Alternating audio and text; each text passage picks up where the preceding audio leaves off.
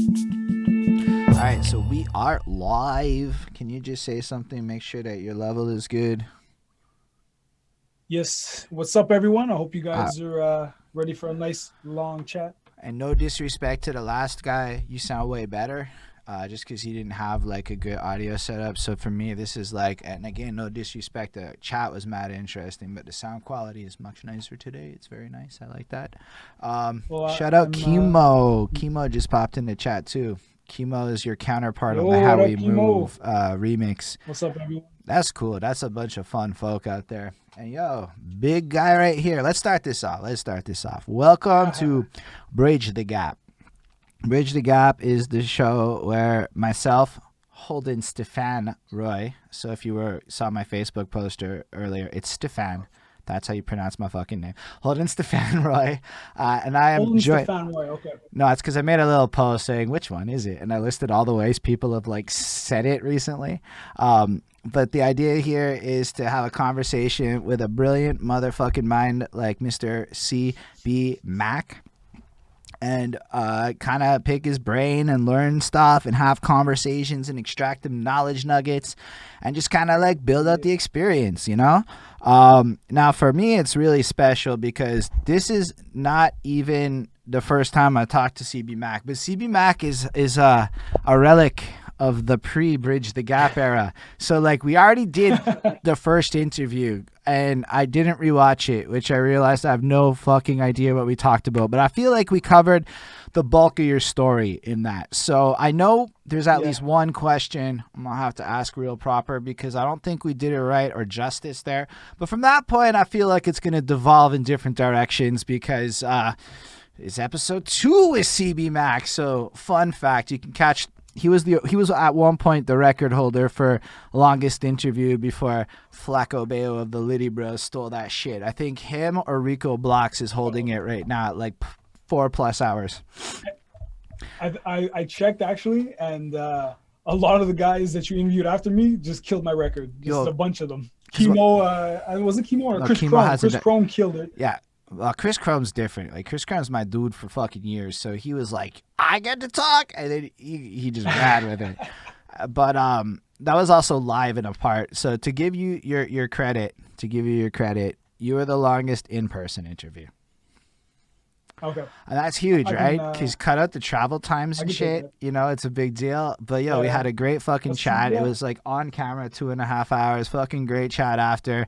I'd say it led to magical shits, you know, like off the fun parts. Y'all, just so y'all know, this guy, like, as y'all just heard it, he's one of those lyricists who really takes the time to study and hone the craft, right? Puts in that effort.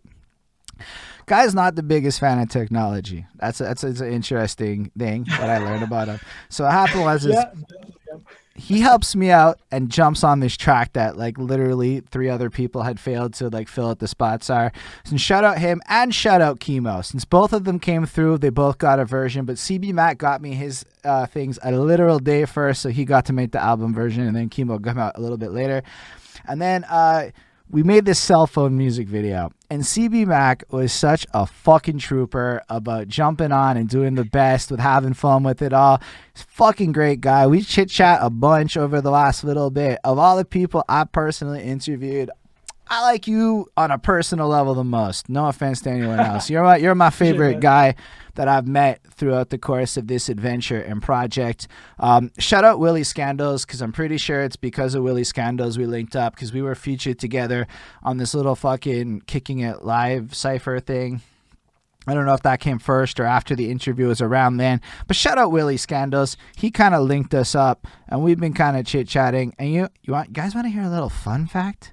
A little spoilery poo, little thing.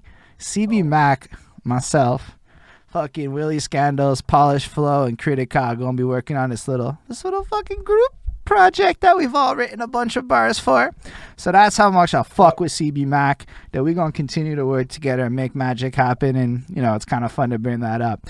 But on that note, I do wanna ask you the proper token question, but also I don't know if I asked it proper, but just for the people, you're born in Montreal? I don't remember if you are. Yes, I am born in Montreal. Big respect. So, you know, real proper. Yes, I'm definitely born in Montreal. And Let's ask the first question because I don't think I had it back then. So I'm gonna ask that, and we'll just see where the conversation goes from there. So this comes Okay. with my girlfriend. She's the star of this question. Well, at least she's the inspiration. She's Okay. washing the dishes one time, and she's playing this Black Eyed Peas song, just like I got a feeling. Ooh, you know that shit there. And what I realized while she's washing them dishes, she's doing her shit, she's probably singing the shits or whatever, is that brought me back to like, you know, being 21, 22 and being in the bars and jumping up in circles and shit to that very song. And I had the epiphany that club music and chores music might be the same music at different times in a person's life. So with Yeah. that in mind, it brought me back Yeah. to my youth and made me realize that when it came down to musics and shit, it isn't just like what I liked. It started a little bit before that. So it really comes in with like fucking my parents and what was around me. So when my mom's is doing the chores and shit, it's some discos and there's chore music, and my dad's got the Zeppelins and the things like that going on. And then as I ask people, I realized there's fucking car musics, there's sibling musics, and all that other kind of shit. Yeah. So I don't think Yeah. we really did the early part of your life some justice. So let's like recover that bit before we like jump into the whatever comes next. Because I don't Definitely, know. man. I was gonna. We're winging it a little bit. So I what love was winging it. your early music life like before you had control? When the sounds of your parents and other influences were thrust upon you, and just kind of like, Well, yeah, what was going on back when you was young? well, I would say the first exposure to music was obviously definitely my mom, and it was a lot of like Temptations, Aretha Franklin. What else? There's some other ones that I can name. You know the singer. She was what's that? I can't even think of the name right now. Old school singers, basically on record players and things like that. Mm. Mostly R&B, but a lot of the good stuff, a lot of folk music, things like that, and a bit of disco here and there. Um, and then as I grew older, you know, you want to explore into music itself. You don't really have a base yet. You like everything, or whatever captures your Yeah, ear. but You let's like let's it. just still keep it when you're young. We're still when you're young. There's Yeah, more to yeah. talk That's what I about. mean. So when I was young and I was actually going out and getting music, How young were you when you the were first, going out and getting music? I mean, what was this? This is when I was in Ontario for a bit. So I must have been 8, maybe 10, something like that. You know, going to All Blockbuster right, and things let's like go that. back to when you were like 5. So even before 5. then.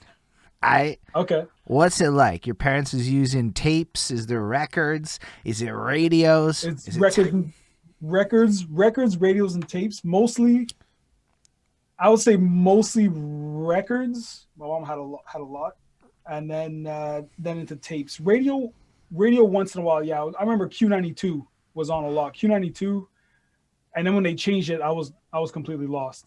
I had no idea where the radio went. It just transformed into like Virgin something. I don't know. But Yeah. Q92 was what I was listening Oh, to a lot. Star was Q92. that Star 92.9 or is that anyway, you know what? That's not that's it's just another one. No, that's something. No, that's something That's else. the other one that's right around there.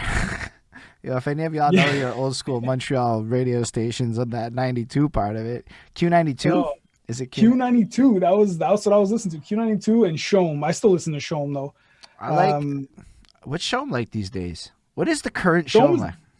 Shom. I still enjoy. They still play a lot of the old classics. They bring a lot of new stuff in as well, but it still sounds good to me. I mean, it's a mix of the old and the new, Mm. but I find the new is still quality. Like I would still love listening to their records now if I was out buying records. I was just because Show'em had some eras. First, it was current rock, and then that current rock became classic rock, and they didn't update their fucking thing. They just updated their name.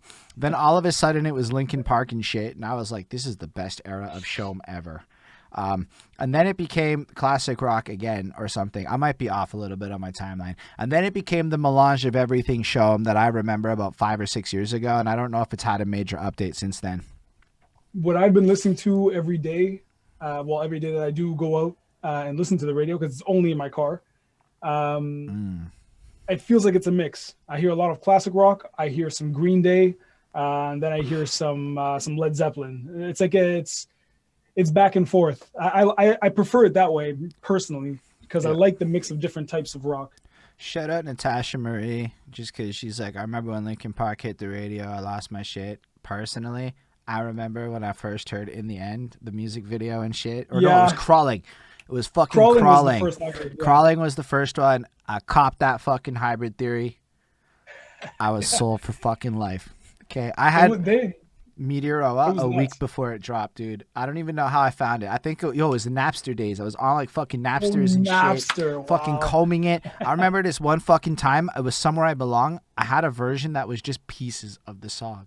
And that was like I was just because I was such a fan at like 14, 15 that like I was Yeah, willing to yeah. listen to pieces of the Just fucking pieces song. of it. Yeah, it's funny. Yeah, Gosh. that's a fan, man. That's a dedicated fan right there. Just give me a part of it, all right? Just give me a part.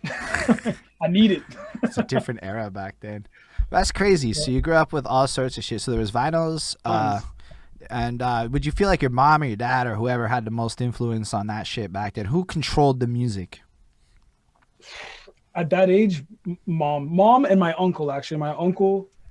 Actually, you know what? Come to think of it, I remember long drives at that age going to Cornwall, Ontario, and listening to a Hey, lot. Yeah, my grandma listening lives to out a there. lot of country, folk, and like old pop.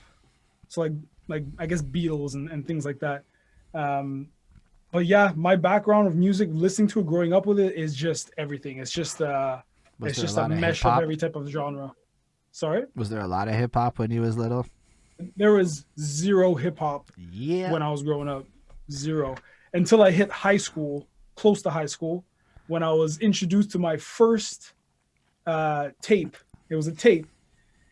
Actually, there was two. It was Puff Daddy and the Fam, Yeah. and then it was Mace Harlem World. Those are the first two. Hey. Listen, Bad Boy did a whole lot to make sure that those tapes made it into the hands of people up in Montreal like that. You know what I'm saying? Like, they worked hard to get that worldwide Yeah, recognition. yeah. They did a good job though, man. Those albums were those are definitely my childhood. Those and I got onto DMX and Rough Riders and who else did I get into? I only got into KRS One later because I was into this, this gangster shoot 'em up style, which Bro, I is mean, cool. At that how are time, it you? was awesome. It was But also, what else was there? Like, again, we're in Montreal, right? So we're about the same yeah, age, so I have a very good idea of like what your high school musical life and what was popping out there, right? Like, we're like in high school when Get Rich or Die Trying drops, right? Like, that's the landscape of yeah, music. All of that shit. yeah. It's It's the true. shady aftermath takeover. It's like when fucking Yep. DMX was on top of shit, and then it all disappeared and Lil Wayne showed up. And I don't say that with disrespect. I used to be a Wayne hater. Now I'm a huge fan of Wayne. Wayne's the fucking shit. I like his music a lot. But I used to be a big old fucking hater face about that shit. Uh, it took me a while. I didn't even know who Lil Wayne was for a long, long time.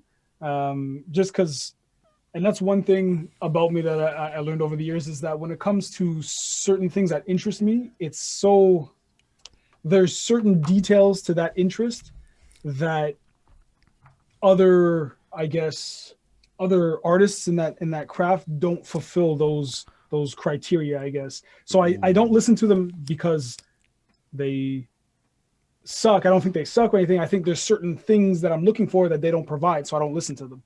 So on that note, Lil Wayne was in there. He kind of still is for me, but he was in there at that moment. So I didn't even my ear didn't catch him because I Mm. wasn't listening to that.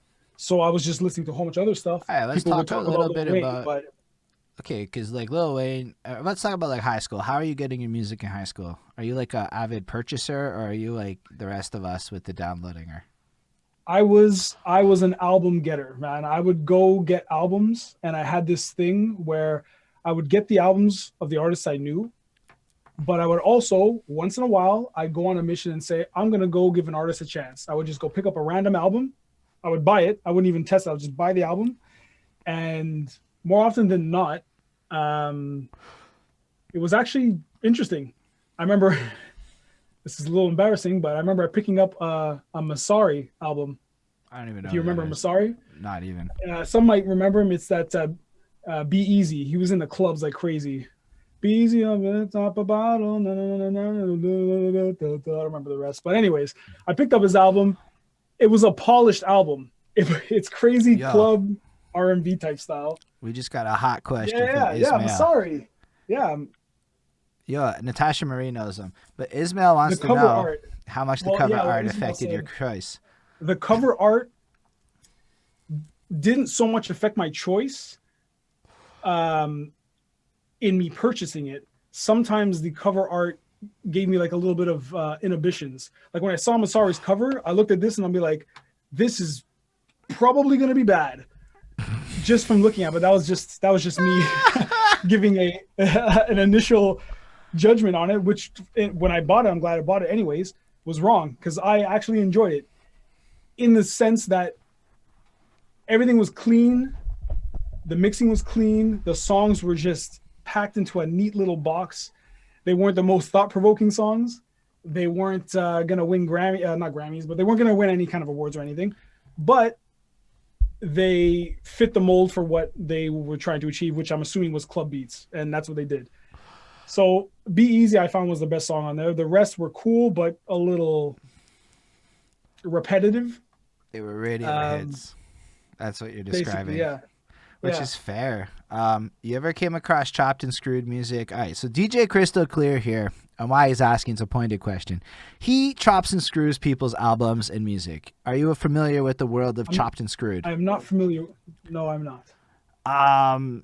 Slowed down and affected up. I don't really know how to describe it. It was Houston shit. DJ Screw basically invented this shit. It's southern kind of. So when you hear that really slow, distorted, like whoop, whoop, whoop, whoop kind of effect that gets added on shit, warped is a good way to put it. It's really fucking cool. It's a vibe. Like, it's a vibe. And once you understand the vibe, it's fucking fire. All right? Like, I'm really into it. Interesting. After I got into it, you have to go down some maybe educational wormholes to, like, fully. Because, a lot of music, for me at least, the history matters. Once I understand the history, the music makes sense and I get it and I fucking feel it, right? But yeah, so DJ Crystal Clear is basically going, given you enjoy the overall effect of the chopped and screwed experience, would you consider working with somebody like him to chop and screw one of your projects to remix it? I mean, I have no idea. I'd have to hear it, but I mean, it could be interesting. It definitely could be interesting. I'm down to try it out for sure. That's the greatest answer because that's the open-minded answer. I mean, I can't say no and I can't say yes, other than the fact that I'm willing to try it because I have no idea what it is really. So why not try it and see what happens? It might be the greatest thing in the world. I'll be like, what have I been missing? It's a vibe. I'm down. It's I don't know how, like, basically it takes your song and it applies, like, not to say a template, but a particular style to your track and it distorts it in a way, like kind of like adding distortion to a guitar and playing the same track again. It's a cool effect. I'm intrigued. I'm intrigued. I don't know. I'm fascinated by that shit because somebody was like, "Can you send me the acapellas of one of your tracks and I'll make a new version?" I'm like, "That's a thing people can really get done." That's actually pretty cool. I'm curious. I'm like fucking in. But yeah, that's fucking cool. So you were one of the guys who bought them. That's awesome. You were saying album covers may have deterred you more than encouraged you, if I understand fucking correctly. Yeah, definitely. But I still forced myself to it was at the end, it was basically pick randomly. I would choose the genre because I'm not the biggest pop fan. Pop is cool once in a while, but I won't go and get a pop album. I'd lean more into, like, I picked up a Dream Theater album and was blown away, and those guys are awesome. I wouldn't consider them very pop, though. Dream Theater is actually really cool. I mean, they're like if you're going to get a Dream Theater, it's at least a 7-8 minute song with vocal solos, guitar solos, drum solos, piano solos. I love it. It's awesome. I love how open-minded you are. Because you're like, you got to understand, the guy, for those that haven't heard his music, this guy is, like, technically fucking proficient. Alright? We talking, like, if you were to hear his music, it's, like, mad, like, particular, rhyme-centric. Yes, the beat, he rides it, but, it's rhyme-centric. And he's like, man, I'm putting on Dream Theater and shit. It's fucking cool, dude. It's fucking cool.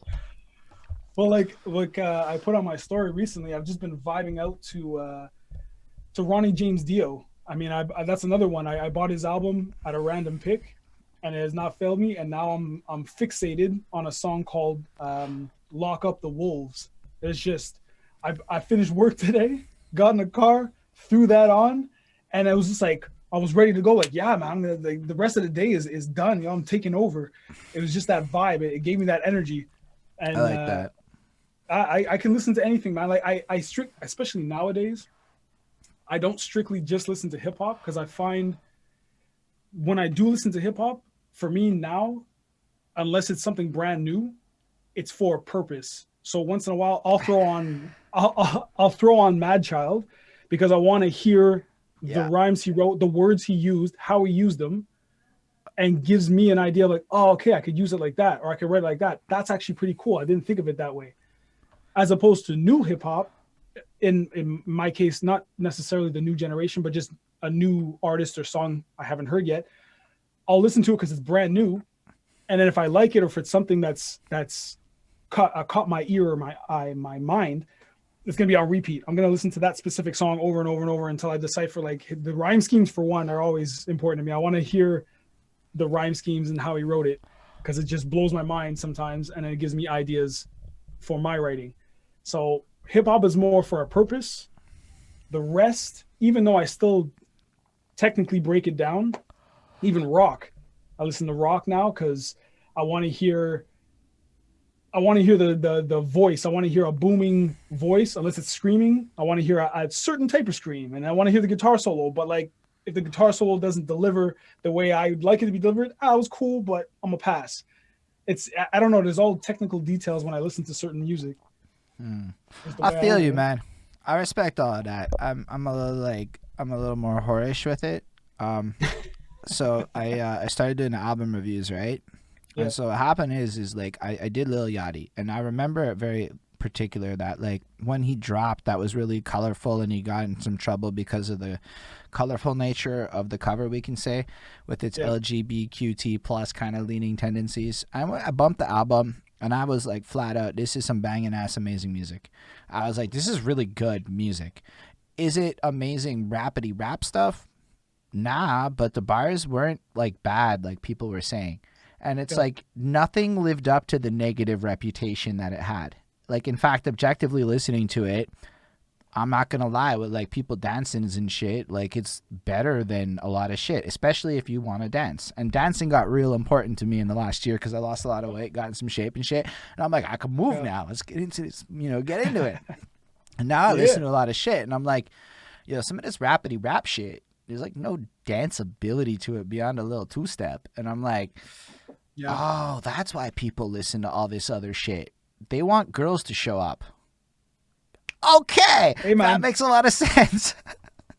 Like Tupac said, rap for the ladies bring the guys. There's a lot of truth in that, man. Because a lot of these, like, even like if we look at these Facebook contest groups, and I'm no disrespect to it, but like how many girls are in these groups? It's a lot. It's very battle rap centric, and I don't mean to disrespect that. There's a lot of open-mindedness to it. Anybody's welcome, etc., etc. But there's a general like heavy testosterone-driven hip-hop feel to it. Yeah. And there's not a lot of melodies up in there. On that note, it's true though, because I feel it hip hop in general, it is based on competition. Just even that, battles. But not even that. When you listen to another artist, I find anyways, when I listen to you, I hear the way you wrote and how you crafted your rhymes. My competitive side's like, well, I want to do that, but better.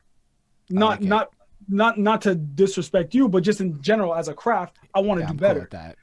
But that's what I mean. So like, that's a huge compliment. You're like, I listened to you and it inspired me to want to crush you. That means I didn't suck. But that's what I mean. That's amazing. Whereas, again, not to sound, this isn't even sexist. It's just the fact that women aren't as aggressive as men. So it makes sense that hip hop doesn't pull or doesn't attract as many female fans as in the hip hop that's more about just those bars of like the technical bars and like hit and the competition side of it.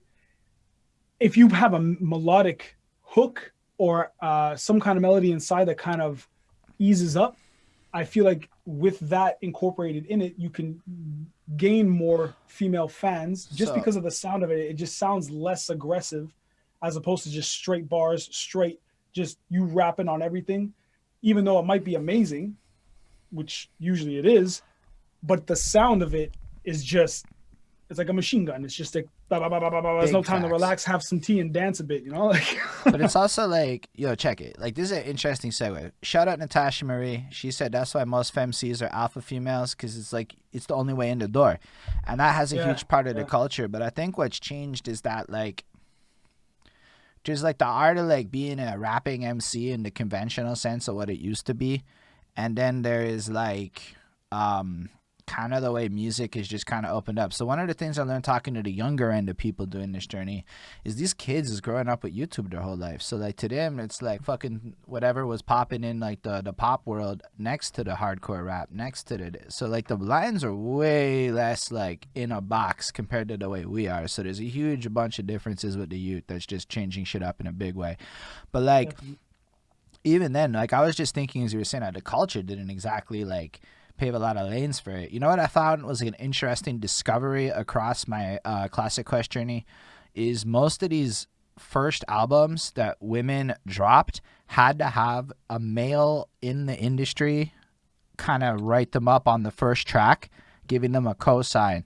And the girl Oh doesn't even yeah, show up until track 2 in most of these albums. I'm talking to Lil Kim, the fucking most of them. Any one of these people's first albums I've touched, and it's not exclusively the case, but even like fucking Raw Digga and shit has like a yeah. guy bringing her in on the first track. I don't remember who it is.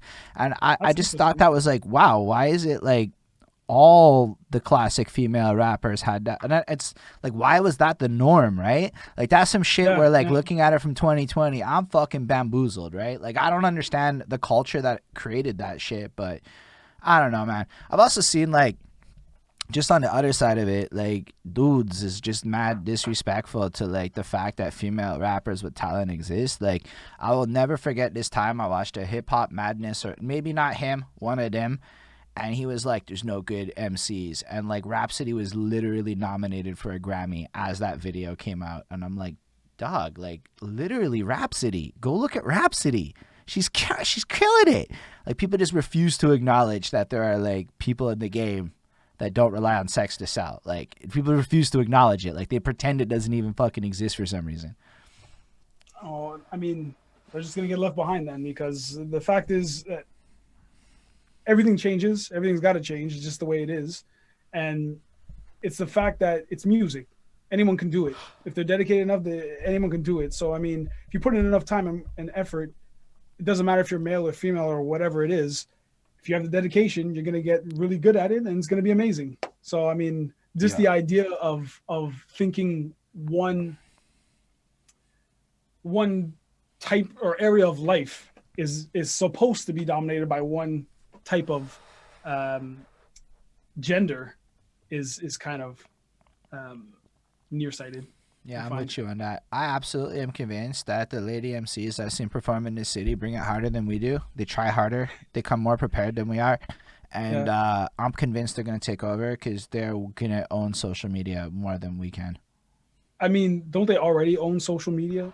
Uh, all I'm saying is there's a few people I've been watching and they just like come through and they drop their shit and it's gonna fucking take over. And they, yo, I see Natasha Marie fucking laughed at that, but like I'm like straight up, yo, check it. Like how the fuck, yo, a girl goes on TikTok and I go on TikTok and we do the same thing, and just by nature of shit, like she's gonna get more views and shit.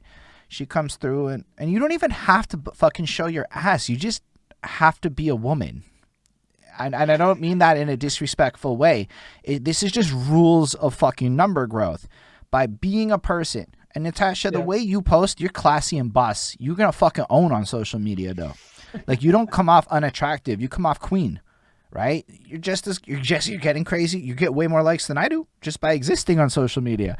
I have to, like, fucking. You know what I think that is though, which I find hilarious because it's obvious because I've been a victim of that as well.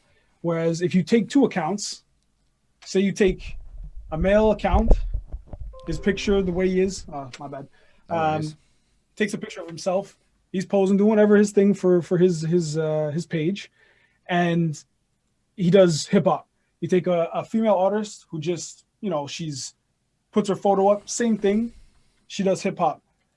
Just by looking at the pages without even checking the music, most people will go towards the female if they're not, I would say, sure there's exceptions, just because it's a female. But it's not to say she can't rap and he can, or vice versa or anything like that. But it's more from the social media standpoint, because it's so overloaded with. Can I just say dudes are thirsty? Can I just say because dudes are thirsty? You don't have to say it then. You're covered. Dudes is thirsty. But it's true. And I remember when I've went on accounts that I thought like, okay, like I see her, she's good looking, cool, check her out, see what she's about. And I found some amazing people through it. But then at the same time, I caught myself sometimes saying like, this is just like, well, why am I doing this? Like, this person has no affiliation with anything I'm interested in. All I saw was a cute chick, and thought maybe what I can like slide in her DMs. Is that what's going on now? Is that the term they use now? Just slide in her DMs. So I feel like I think we've all been there. A lot of fans. Sorry? I think we've just all been there. Everybody has been in that moment. Definitely. And I feel like that can go both ways. Definitely can go both ways. But I feel like a lot of followers, fan bases, subscribers, whatever it is, because men we're thirsty. we tend to what is this term I heard? Simp. You want me to break that down for you? Do you know what a simp is yet? Yes, you clarified it for me. I had a bunch of people clarify it for me, including Danny as well. I get it now. But I feel like that's another indicator that we're in the age of this simp. And it's so weird, man. It's weird. It's not weird in a bad way. It's weird because it's one of the first times I've really seen women just bulldoze men over, and it got cool. Yeah, it's a trend. It's a thing. Yo, it's not even going away. Like, there's a lot of women who don't even have to try. And again, this is to like that not okay. Like, there's people who do it by like shaking booties and shit, but then there's people who do it by just existing, who really don't do it but still get it, right? Even like, I watch innocuous fucking YouTube commentary ladies, and they're like, I know, to my simps, this is the closest thing you're fucking getting to. And it's like they make these self-aware jokes because they know that the most innate, innocent motherfucker is still good. Like, the most innate, innocent content creator is still somehow attracting simps that are willing to offer them money for like feet pics and shit. This is a whole thing. One time I met somebody off of like the internet, and I actually brought me over in a consultant role to be a social media consultant on how to market their foot fetish fucking OnlyFans. So I had a whole meeting with this it didn't go anywhere because they ended up getting back with their ex and not pursuing that opportunity. But on the real, like, there are people willing to put up serious cash for like, okay, like I found out like if you put like food in your sock and squish your feet around, that's a whole group. Yo, there's some serious shit.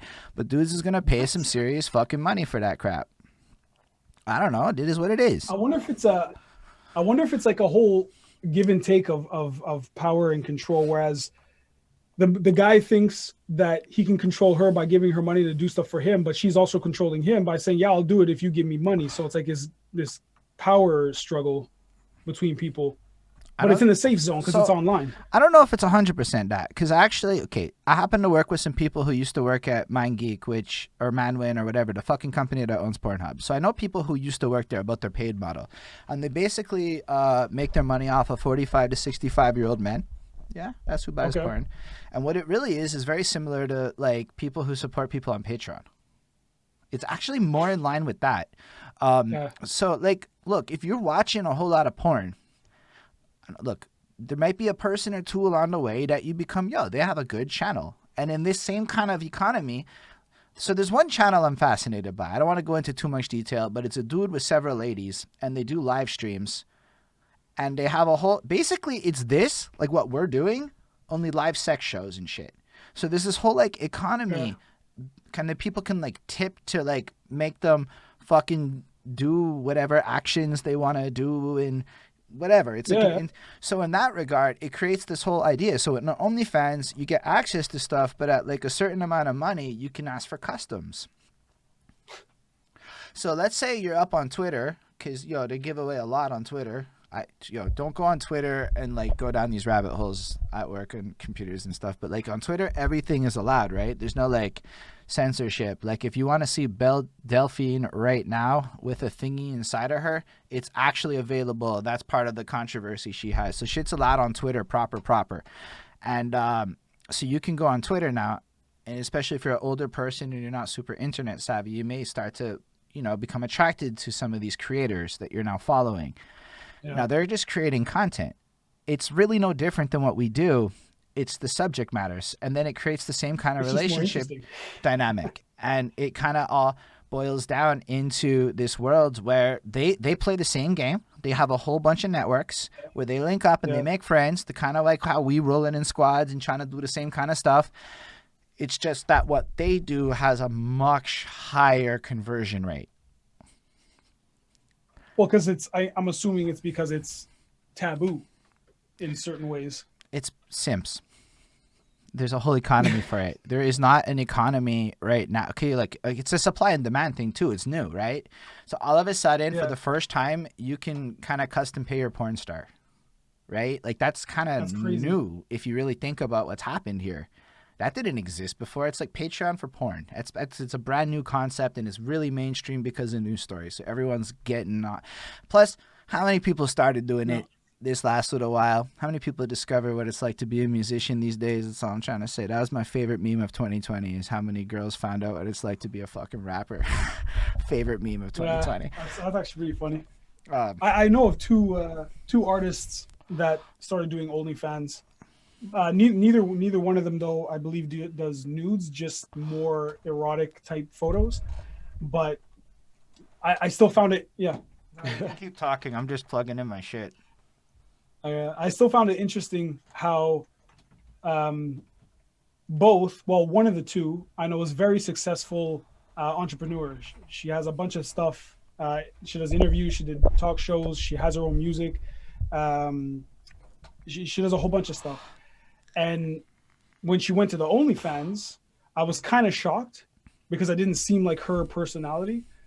But she said she wasn't doing nudes. I haven't checked it out, even though the OnlyFans is free, apparently, for her. So I don't know how she's making money off it. But I found it interesting how artists are now also doing OnlyFans, which I was interested to do OnlyFans, but doing in a way that has no nudes, just OnlyFans. OnlyFans come on and you can hear exclusive music. Well, OnlyFans got a porn inflection because Patreon had to kick the porn stars off because of some Visa MasterCard bullshit. I don't know exactly what happened, and OnlyFans was able to still process for some reason. And it's like OnlyFans existed before this like association. OnlyFans is fucking Patreon, but they let porn stars on. Yeah, exactly. That's all it is. Yeah, okay. And I would open an OnlyFans if I already didn't have a whole thing set up, and like I don't want to like fucking convert the shit over. Yeah. I don't know how to answer that to you crystal clear. That's the best fucking questions in my opinion. I mean, they're out the wall. I love it. Yo, this guy's a great addition to my chats in like a great way in my opinion. Ooh, it looks like we lost a follower. That's okay. I'm all right with that. Yo, what up, Lindell? Anyway, that's okay. We just doing this chit chat thing. I'm enjoying this conversation because OnlyFans is a viable marketing option, and it actually is really in line with what I think the future of music marketing is, right? Like, let's be real. Album sales might not be the best performing thing in the history of our careers. True. I think you probably sold more than me because you pushed your shit for sale more than I ever did. I gave my shit away free and heavy, but I have sold very little. I sold very little as well, but I don't think I've ever pushed for sales. The only time I did that recently is once I went onto Bandcamp and I suggested, like, either way, it's accessible on Bandcamp, but it's also accessible everywhere else. And I also put it on Reverb Nation and SoundCloud. So, I mean, you can listen to it for free if you want and download and everything. So it's not a big deal.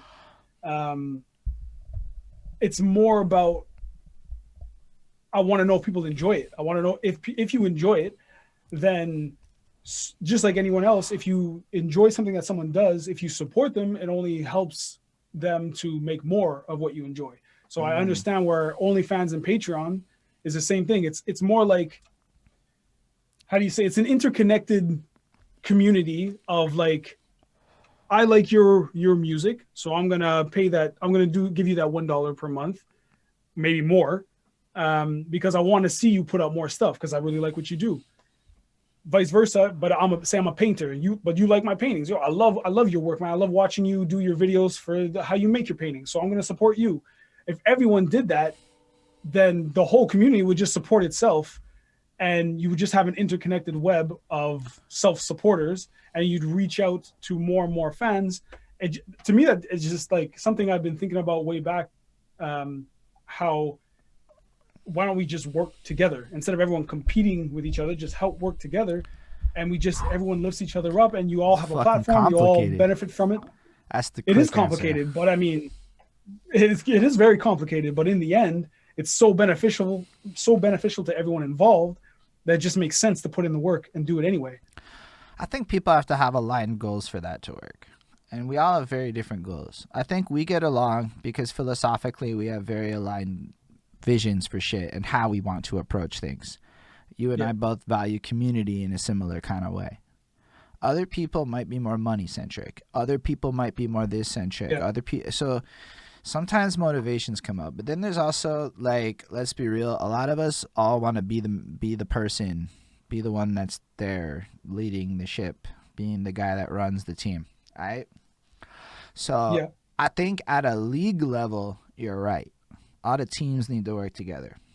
The problem is that when it comes down to making a team, it's like everybody wants to play the same position, and there's just too many people playing that position right now, and there's not enough people trying to. I'm not saying across the board. I'm saying that's kind of why my answer to your question is everyone wants to be in the same fucking position without necessarily A, understanding what it takes, or B, recognizing that not everybody can have those roles. Like you can like have everybody go live at the same time, but then who's watching who? You know, like if we're not even, so the DJs are winning because there's a coordination happening, and actually the DJs are really proving your point.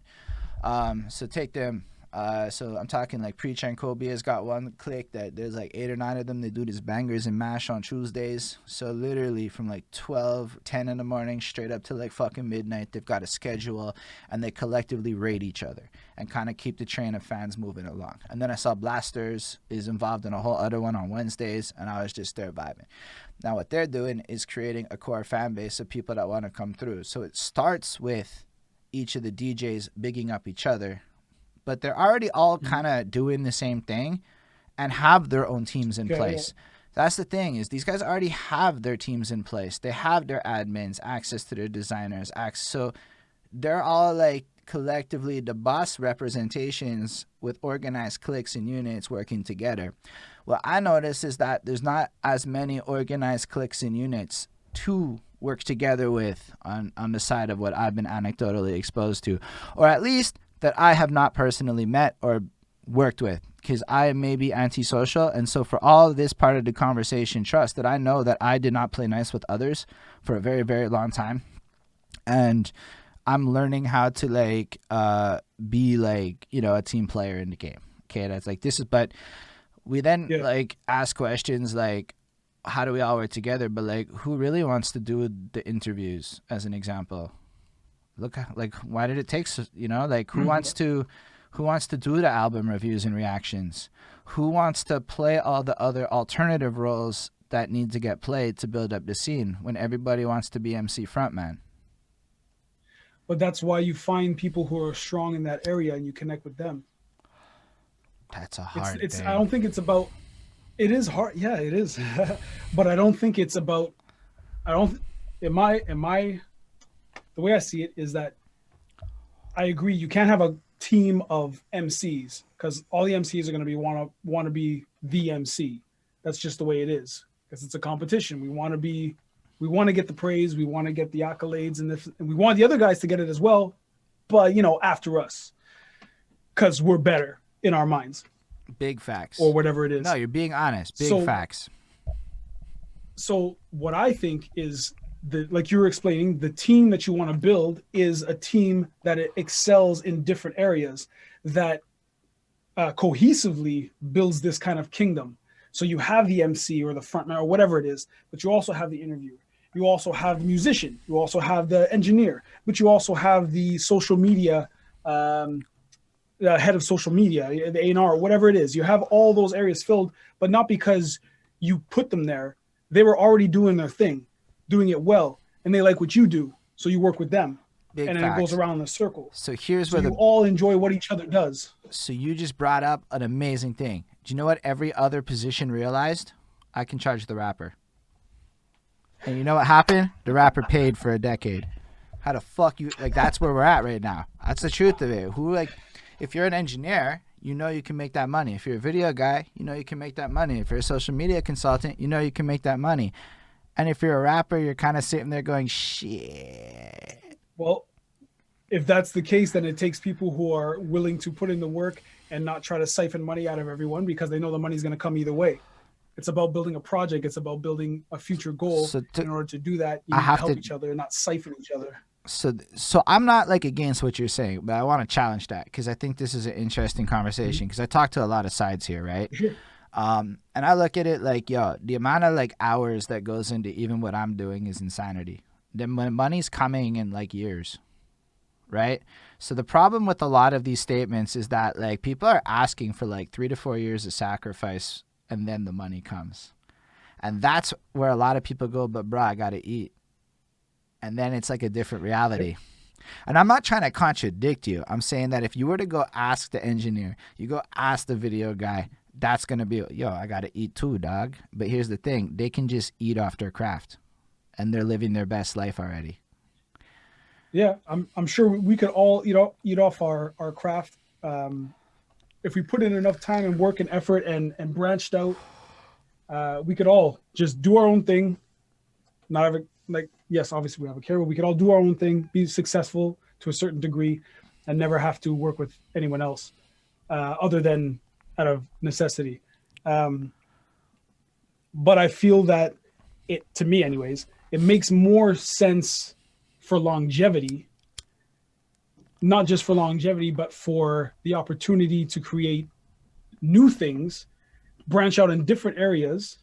Because say just for argument's sake, say it's a duo group, me and you, we're the MCs. And then we have another guy that is our engineer. But then we have another one that's going to book us shows and book us events, whatever, all these things. He could book events by himself with bigger name artists and make a ton more money. But I don't know, whatever his motivation is, but he enjoys what we do and he wants us to grow. We enjoy what he does, as in the types of shows he books and puts on. Like, this is very cool. We want to work with you. Same thing with the engineer. The engineer could just go, he could just sell beats. He could just make beats and just sell packages. This like other companies have been doing. You can lease beats and all that stuff. He could just make money on his own. Doesn't need to work with other rappers. Like, what does that matter?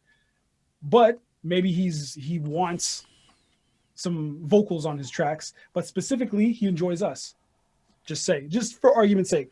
So say those are all the bases covered. We could, if we wanted to, abuse the fact that he's good at what he does, and we just try to siphon beats out of him. Just make beats. Don't worry, just make beats. Yet we're not really. But there's like, so to what I look at it is a little different. My engineer is loyal as fuck, and the rate is so low, it's ridiculous. But I paid him for a very long time. He's made a lot of money off of me over the last like 7 years. And the rate stayed low, astronomically low. It never went up. I offered somebody money for a beat recently. They gave it to me for free for my contest. Whoops, I said that out loud. But it's worth saying. I offered him money, though. I said, I'll pay you whatever it costs. I just need your beat for this shit. I offered my friend money for video editing, and she did it for free for 3 of them. I offered the next person. You know what? It's amazing. I actually didn't have to pay a lot there, right? You hear what I'm saying? I did have to pay my engineer. Yeah. I'm sorry. He's too fucking good. And if I don't pay him, somebody else will. And he's too fucking good, right? So I have him on salary. It's the shittiest salary. But I pay him X amount a month. And then I'm like, okay, video editing. How am I going to make sure my video editor doesn't leave me? X amount per month. And then it's like, at the end of the day, if you're trying to build a business, because when the money comes back in, That's right. The wizard is my fucking engineer. He's Yeah, the best, man. Um, but when the money comes back in, I get to divvy it out again. I mean, that's kind of the trade off. yeah. Because, here's the other part is the industry just got set up in a way where you get to own your shit. But being an owner makes you CEO, and being a CEO means you eat last. That's what I learned Yeah, recently. definitely. So For on sure. the same, and I'm just trying to like challenge that idea because a lot of people really want to do this squad thing, but nobody's fucking with like 19-year-olds who actually need that experience. They're talking to like 30-something-year-olds with fucking wives and kids and families and going, "Yo, you give me the free services," but they're not actually making the effort to go to like the person who actually needs that shit. So listen, I guarantee you, if you go find 20-year-olds, you'll find everything you're looking for, and you won't have to pay shit just because they're gonna want to bank on how fucking cool you are. But if you Yeah, go but and try to find I people still want but you mold these people, you teach them. You're not gonna. There's no such thing as a person that's gonna give a high quality service that comes for free. That doesn't. That's not real. that's the thing. I'm not saying free. I'm not saying build a community and not anyone get Mm, paid. I'm definitely not saying that because then no one's gonna make any money. Everyone's just gonna be broke. I mean, mm. that's just it's no one wants to be a start off as a starving artist and then die as a starving artist. Like it's not. You do want to grow. You do want to build a base. You do want to be financially stable, doing what you enjoy doing. But you also want the other people that you in your team to do the same thing. I want the engineer to be able to live off his craft, and not have to worry about bills and shit like that. I want the whole team to be like that. So what I mean by like I think it's great. It's actually it's amazing and it's definitely a necessity that you just giving your engineer money, even if he just like doesn't expect it or just Not just trust. like, oh man, I'll I do it owe for you. him. I owe him. Like trust. Like we just run a debt, Yeah, and then I pay this shit down. So it's like, and then maybe I go up ahead, but I know that one day I'm gonna run that. All these beats, man. All these beats I'm getting. That lose weight beat.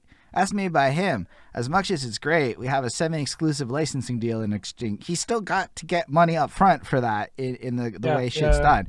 None of the numbers matter, but like it's like, yo, he made a composition. He's an artist. yeah, To me, it's an look. And here's the thing: I am privileged enough that I have a job that allows me to do this, and I have no children, 0 children. All right, so I need to make that abundantly clear that my life's maybe not the exact same as other people's who have different challenges and money. I don't perceive money the same way as others, is I guess what I'm saying. I can blow a lot more on nothing than other people can, and I'm aware of that. yeah. So for me to say like this shit is in a position of privilege, and I just want to be acknowledged, especially in these fucking times, because I don't want to be like non-sympathetic to the situation, because what you're probably presenting is a very different reality that more people face. You know what I mean? I feel you definitely. So, what I what I think is essential is that just like going back to the idea of everyone wants to make money.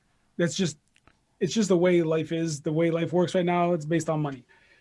The ideal would be being able to be financially stable doing what you enjoy doing. Hmm. So whether it be interviews, whether it be making beats, whether it be recording, whether it be writing, whether it be painting, whether it be farming, whatever it is, you want to be able to do that thing that you love doing, but not have to worry about the bills. So Yes, I I would like that. definitely, I would love it. So the idea is you want to support in this team, you want to support the people that you genuinely either enjoy their craft, you either have some kind of you're invested emotion, whatever it is, you want to see them come out on top. So I'm not saying they got to work for free. I've been dumping dough on beats for sure. All the beats I've dumped in I don't know how much. Anyways, I'm paying for beats. Amazing. I paid for mixing It's and good to mastering. say that. It's really important. And say that again. Paid for what? Mixing and mastering. Beats, And then you said that. mixing and mastering. Amazing. I'm Yeah, saying, I've definitely. but you also learn to mix and master now, right? I'm still learning. I'm still learning how to mix and master. Learning a lot actually. It's been coming out better and better. The mixes that are on both EPs are my mixes. So I mean, if they're bad, they're bad. I'm still learning. If they're good, awesome. But I know they can get better. In any case, It's the fact that I recognize that things require funding, which I'm more than willing to do because nothing's going to just happen out of thin air. Unless there are the people who have the goodwill and just generally want to do it because they are either inspired, they either just really don't care. Yeah, I don't need the money. Let me do it for you. That's cool. Definitely, I'll pay you back in some other way. But it's that kind of generosity alongside of the fact that I will pay you because it is your work you're putting in. If you don't want the money, like those people that provided, well, what happened to your? My screen just went green. Oh, that's happened before. Hold up 1 second. I don't know why that happens, but that's happened before. Did it stop being green? It's good. Yeah, it's good now. So when I cut my camera and restart my camera, that happens. It only ever happens on Zoom. This is a Zoom in particular issue. Interesting. So yeah, I recognize things need to get funded. So also I have even though I do have a family and I have 2 kids, so I do have things that they need to get paid, I have bills and this and that. I do have a 9-to-5 that I work. So I do have that stable income to help me invest into the music, which I've been steadily doing. And I'm recognizing where a lot of artists, they still give those freebies, which I thank from the bottom of my heart. And I do freebies as well because it's also about building that community, building that connection with other I really people. like where you went with that. The tit for tat, the barter economy. Well, yeah, I mean, it's just the way it is. And also at this stage in my career, in my mind, I really have no right to charge anyone for a verse because I'm a nobody. I disagree with you entirely, and I would like to talk about that at some point. Okay. Okay. Well, let me finish this thought. And we'll go on that. So the idea is, right now, even though I have the money to invest into certain things that will help propel the career, I do need to take baby steps because I want to make sure everything's done right. So I will pay mixing and mastering where I feel like it's right to do that at the moment. I will get better gear and invest in mixing and mastering myself so I can learn it, because when times get tough and I can't pay for mixing and mastering from a professional or semi-professional, I can do it somewhat decent enough where I can cut the cost, still put a project out, and still get the name going and propel it. Maybe not as far as it would by paying for professional professional help, but there's so many different areas that I want to cover that all require some sort of funding. And it's just the way it is. But with that funding, it's more of an investment. But I find it's only an investment if you see yourself doing this basically forever until you drop, in my mind anyways, this is what you want to be doing, or at least in some area of that focus, like music, say us for music, you have the interviews because you have the reviews, you have everything that goes along with it, but it's all you enjoy doing it. I know you enjoy it. It is all there to build an audience that I'm trying to flip into my music fans. That's the only reason. This is all advertising. Exactly. That's all this is. But that's sorry, I got a message there, but it's exactly that. There's certain things that are going to tie back into the fact that I want to do music. But for right now, the music isn't really taking off. It's there. I'm still going to do it because I enjoy doing it. It's just one of my joys. But there's other venues or other paths I can take that coincide with music. Big facts. That can help bring in more of an audience, or at least help bring in more supporters, or at least more eyes, at least. And then give yourself a platform to start pushing your music. And you just go back and forth. Like here's music, you go over to mixing and mastering, and you go over, maybe you're producing for another artist, or maybe you're making beats now, or maybe you're doing a photo shoot, or maybe you're doing interviews, or maybe you're doing, I don't know, commercials. I don't know, for some reason. But it's only to come back to make sure like this is what I want to do, but just doing this on its own isn't working that well. It's taking too long. So if we want to just like circle back to like why the teams are having trouble getting teamed up in the beginning, it's because of patience. You recognize the time commitment this takes. I didn't come into Takes a hell of a lot of time. like I know for a fact A that lot it of could time. be like 2, 3, 4 years before the interviews gets to the Mhm. kind of critical mass. I'm gonna idealistically say I can do it in a year because fuck it, I have to have like a real like attainable goal like that. But if it takes 3, I'm still gonna pursue it, and I think that's where a lot of people Absolutely. do not necessarily have lives where they can lose money consistently for year over year over year, Yeah. and then Yeah. we run into the problem where, listen, I'm willing to lose money year over year over year. And if you're not willing to lose money year over year, we have different values and approaches now. And that's where it goes back to that Yeah. original point I was trying to get at. But I'm glad we went through this, man, because, it's fucking, to me, it's like, another thing is, I'm like 33, right?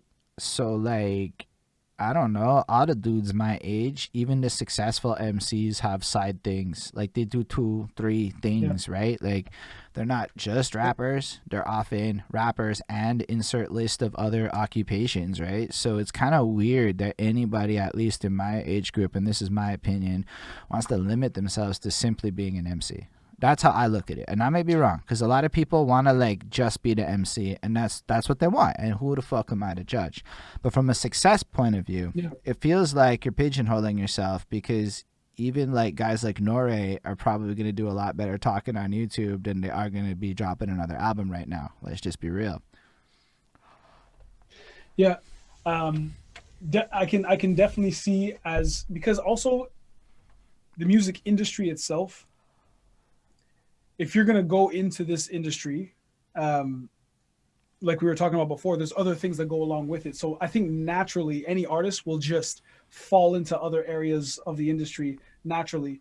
And to solely be an MC, I mean, it's definitely possible to just do being an MC and just being the rapper or whoever, or even just a singer or whatever it is. But I feel like naturally you'll be inclined to you'll be interested in other areas. Naturally, you'll be interested. I feel, and not necessarily you might not necessarily delve into it too deep, but you'll delve into it enough that you could potentially use that as another source of income to help fulfill the needs for your main focus. So let's go back to that squad up idea. What if all the rappers each chose a secondary role and got good at it? Then they could probably squad up and exchange services a little bit better than everybody trying to be a sound engineer. Definitely, I And I'm think not trying to that's diss anyone there. I actually, okay, just to give, I don't know enough about sound engineering, and it's to my discredit, and I will have to pay people, and it is going to be expensive for me. I should learn more about sound engineering so I could do some more bullshit mixtapey shit by myself. I'm being real with y'all. I should learn it. But I noticed most MCs tend to veer towards sound engineering and nobody veers towards, say, like social media marketing. I don't know enough artists to have an opinion on that. All I know is myself and a few other maybe not solo artists, but I guess yeah, artists that have their own themselves to be held accountable. So one example is this artist that went on to OnlyFans that does it for free. Um, I'm not 100%, but I know she does a lot of photo shoots. She does go for professional photo shoots, but a lot of what she does on her own. I've noticed she does a lot of video editing herself, a lot of photo editing herself. She's a great musician, an amazing voice. She plays guitar herself. She does a lot of things on her own. Um, I'm not sure if it's out of necessity or it's just because she loves doing it or she just enjoys doing it. Fair. But so I'm sure there's a lot of artists that fall into that how do you say, they fall into that box of like, I have to learn these things because say I can't afford video editors, photo editors, this and that. Maybe it starts off like that, but because it starts off like that, you develop a knack for it. So then when you do have the ability to fund these professional outlets, you have the choice now. Do I do it? Because what I can do is somewhat close to that. If I just invest a little bit more, that cuts off that. I don't have to do that anymore. it does require more time and effort, so it might take away from another aspect of your life, but at least you have that skill in your pocket in case you need to use it. So it's either out of necessity or it's out of an enjoyment. But I feel like all artists could just do they could do whatever they want. Yeah, but the problem is Their that dedication. there's so many more jobs than that are not being filled. Because I know a little. Yes, absolutely. So what I'm thinking of it is, who wants to be website guy? All right, let's talk like for reals. Who wants to take on the role of website guy? I talk to rappers about tech. Not me. All the time. I talk to rappers about social media a lot. Like, I'm talking like my data pool is a couple hundred people, okay? 15, 20 give a shit about social media at that pool, about the internet at all in general. And shout out Smoking Ink. Smoking Ink is like my new contest partner, dude. Like, we fucking sponsoring their shit. They sending me a beat for our shit. They fucking gangster with that. Dope. We having this whole like chats in the DMs. He's like, I like what you're doing. I like how you see it. And I'm like, yo, you see it proper fucking too. You know, it's like, it is what it is. Yeah, Chris, I'm fucking high. I smoked a lot of weed. Okay, relax. Yeah, Chris is like, wow, Holden's fucking he's chilling, man. He's so relaxed right now. But the problem is who wants to be chief executive? Now, chief executive is about learning and prioritization and diplomacy. Who wants to be the peacemaker? No, I trust nobody wants to play that. No, some people do. And I talk to these people, and I know a few of them who really do. And I'm calling them my boss man circle. Because we all, like, but being a boss man is a really fucking hard thing to do. You have to be cold. You have to be willing to compromise your artistic soul to achieve some of these job positions in capitalist America.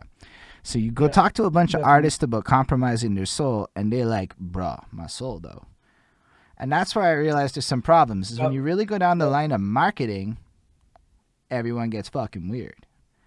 And I'm like, because I'm blessed with my day job. Man, I'm a community growing social media marketer, internet dude who's done content market, all of this shit. Literally take the word like fucking music and replace it with shit like blog, and that's my day job, right? Like, I could do my day job for this if I had the money to pay people to be me. Yeah, okay. So, like, I understand this at a really, like, I've seen numbers level, okay? Like, and so it's all the same shit. And then when you start trying to talk to people about the reals, like how live shows aren't real traffic because 33 people in a room doesn't touch the millions of prospects on the fucking internet, and how web marketing funnels actually make you money, and how, this, that, the next thing, like interpreting Spotify numbers, like how to interpret the numbers, data analysis. Shit, who wants to be Mr.? I want to be Mr. Data Analysis. Y'all can come to me with your data analysis shit. I'm into that geek heavy. I love the internet shit, man. This shit is what I love. I get lost in that. It's so fun, like, to me. But there's a lot of free resources too, though. If you really want to learn it a little bit, Google Analytics Academy is free. Hootsuite Academy is free. You just watch that shit. It's mad basic. I can't watch that shit no more. It's boring. But it's mad fucking basic. Facebook has one. Just type in the name of a social media company and type in Academy. Even Facebook has one. That's it. Okay. And so there's all this shit out there. With these... Oh, go on. You see? Well, let me bring it back to what you were saying, is that with the data, you say you love that. Yeah. So right there, you're an asset when it comes to data and flipping all that. Yeah, whereas myself, with myself, I'm not that tech savvy or that data centric. I understand its importance, and I understand how relevant it is. It's just me myself when it comes to running numbers and data and everything. So let me show you the challenge that I faced. The data says, write your next album live on Twitch, mix and master it live on Twitch, and you'll sell way more copies. Say that to artists, and they go, bro, I can't do that. That's my fucking life now, is, bro, I got to get there when I get there. Wait. Write your album. Okay, first of all, own the music. You need to have the licensing before you do this. Write your next album live on Twitch. Mix and master it yourself, shittily as you do, or great as you do. I think your mixing and mastering is way better than I can do. Like, I would give you shit to do. Thank you. Personally. So not to disrespect the man. And then do it live on Twitch. And then watch how you get donations and ad money off the jump. And by the time your album comes out, you may have made like $30 off the first one. Say what? Well, I mean, just that's from writing it live.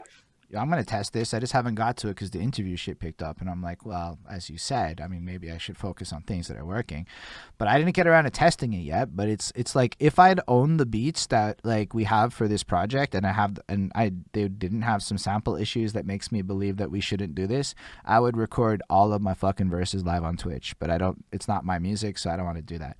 But that's how I'm gonna do the rest of my shit because I already get a little bit of AdSense. Like I made about $2 of ads already. Right? Like, and I'm not saying it's big money, but then if a person's there, you get an audience that's watching you in real time, right? Yeah.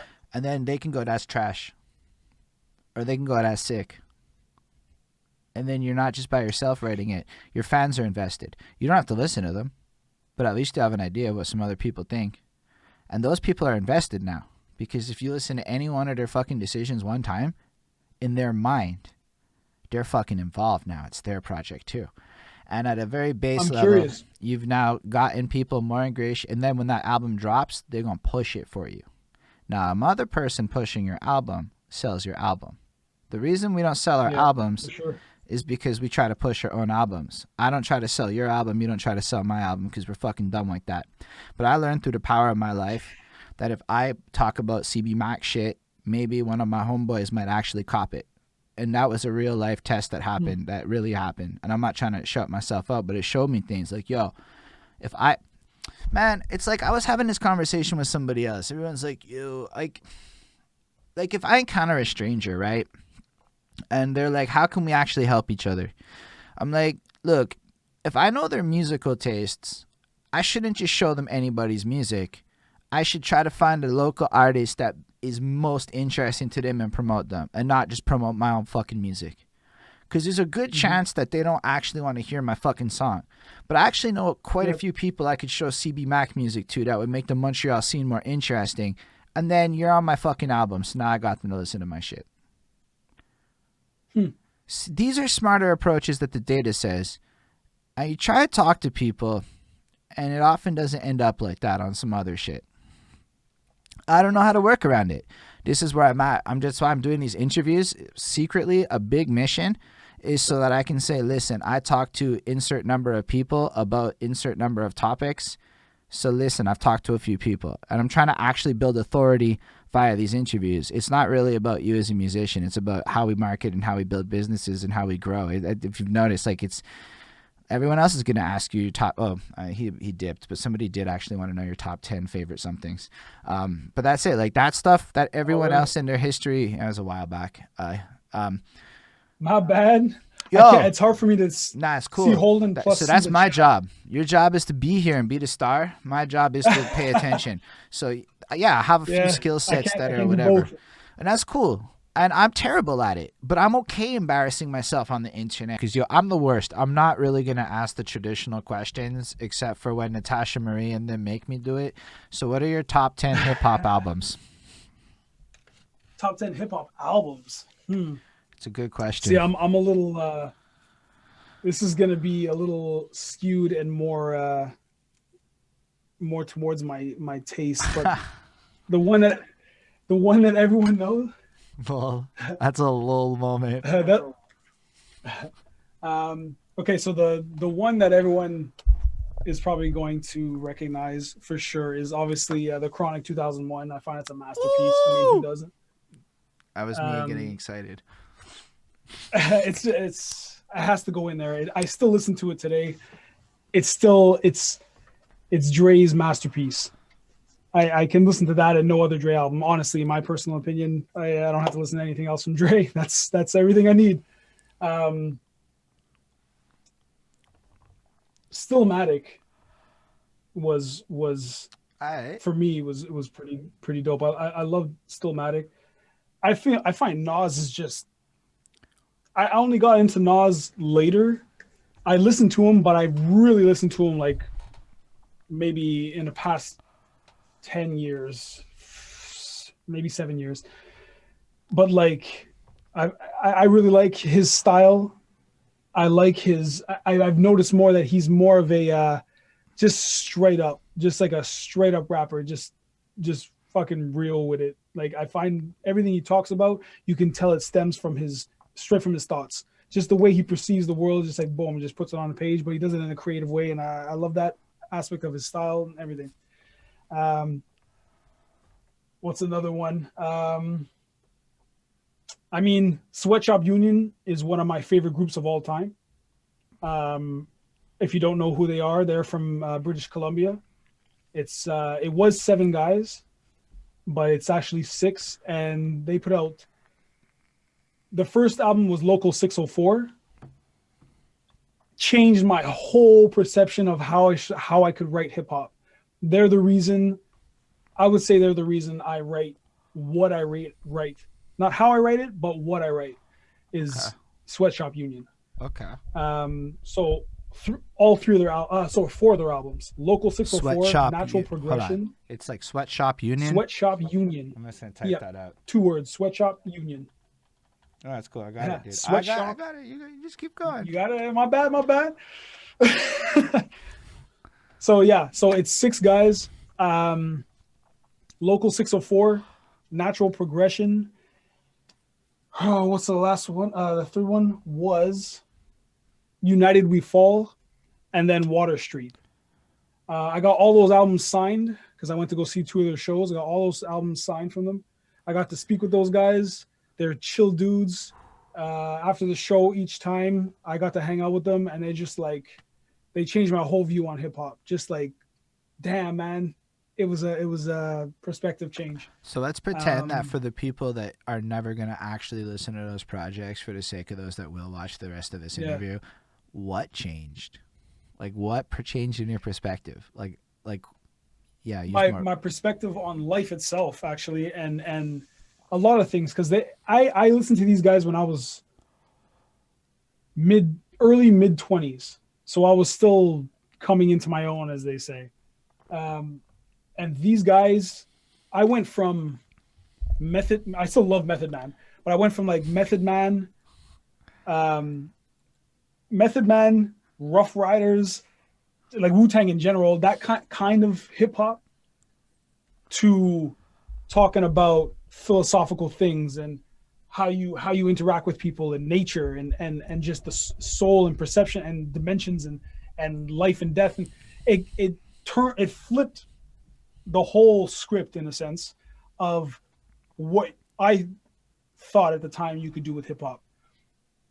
It was, in my mind, it was so pigeonholed into the idea of it's about bars, the craft of writing bars. It's about guns, women, money, cars, and sex. And then, repping your crew, all that stuff. It was like, that's cool.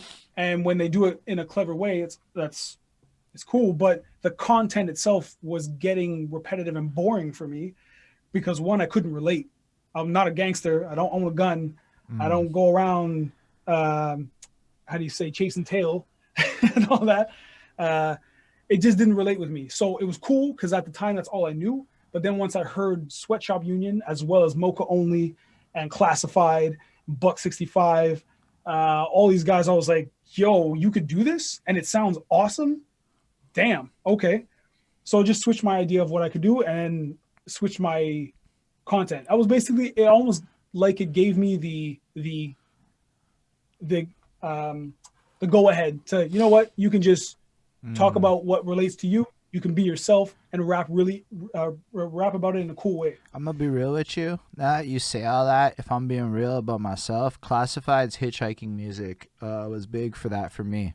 Boom. Because it had a lot of interest in it. There's that track Beat in it where he literally makes the beat while he's rapping about it, and that shit blew my mind.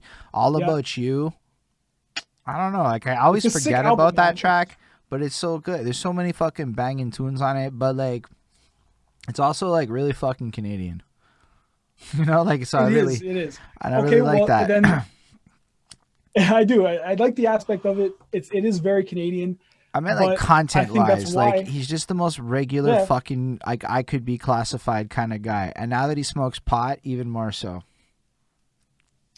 The song from him that really blew my mind, it blew my mind, but it was more of, it pulled strings and also heartstrings in a sense, and also gave me the idea to try to write things that had a little bit more meaning to it was the song Inspiration.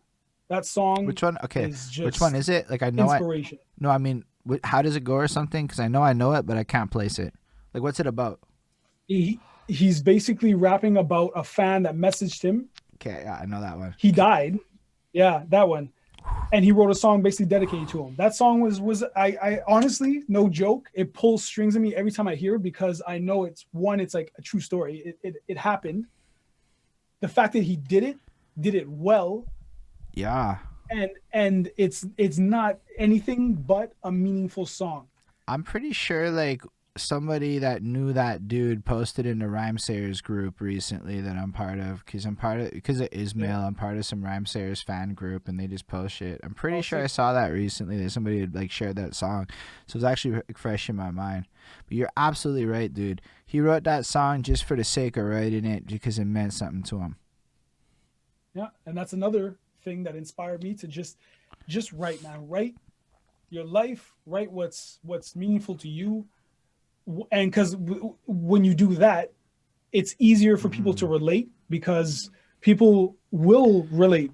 People go through things that other people have already gone through, or might avoid going through because they heard your song talking about it and give them a new perspective on it and help them take a different path. Whatever it is, it's the fact that when you rapping, singing, whatever it is, writing a song that comes from inside you, naturally people are going to relate to that. It's going to hit harder because of the fact that they've either gone through it or they've been thinking about it or it's happened to someone close to them. It's just about relating to people. I think music is something that everyone can relate to, whatever genre it is. So why not write and produce music that is relatable Dude, that's what and has some sort of meaning to it? I mean, it's I mean, like, it just it feels at the end of the day it feels better to write music like that in my mind.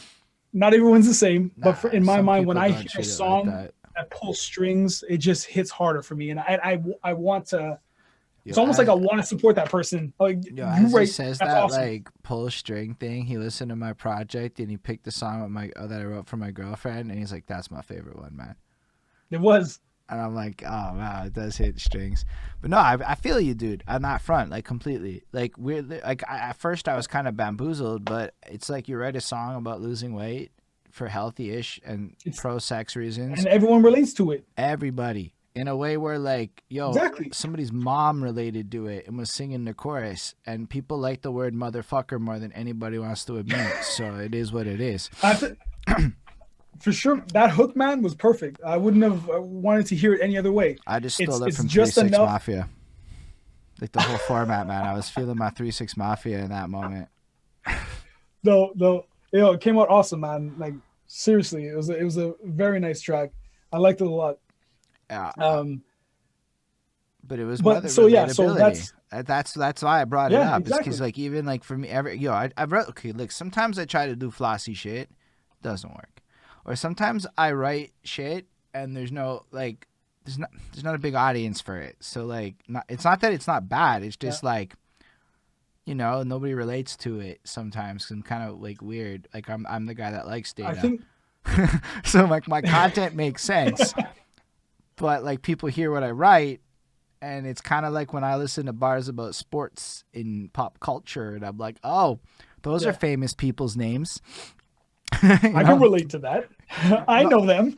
but I have to, no, seriously, I listen to Griselda and I get the business side of what they do. So for me, like when I listen to drug dealing music and shit like that, it's all business talk. So I hear the business and I take the word crack and I flip it to content, and the entire context Yeah, changes to me. And I'm like, okay, this is that's some really cool. good fucking advice. Because, that's how I'm going to deal with some people. And I like take notes and shit.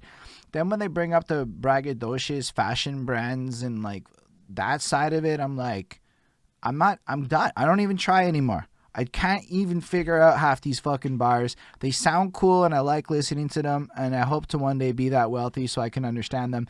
But I don't even try. Yeah, I get that. Like some of them when they're throwing those bars in, are Shout out talking you, about Lindell. Sorry. certain Oh, it's okay. Lindell was all saying good. bye. Um, when they're talking about certain things that I've never seen or heard of, and they're comparing it to other things, and it might be a sick bar. The delivery is nice, but the actual content's like, that bar went over my head, man, because I don't know exactly what you're talking. Like the specific content of it is over my head.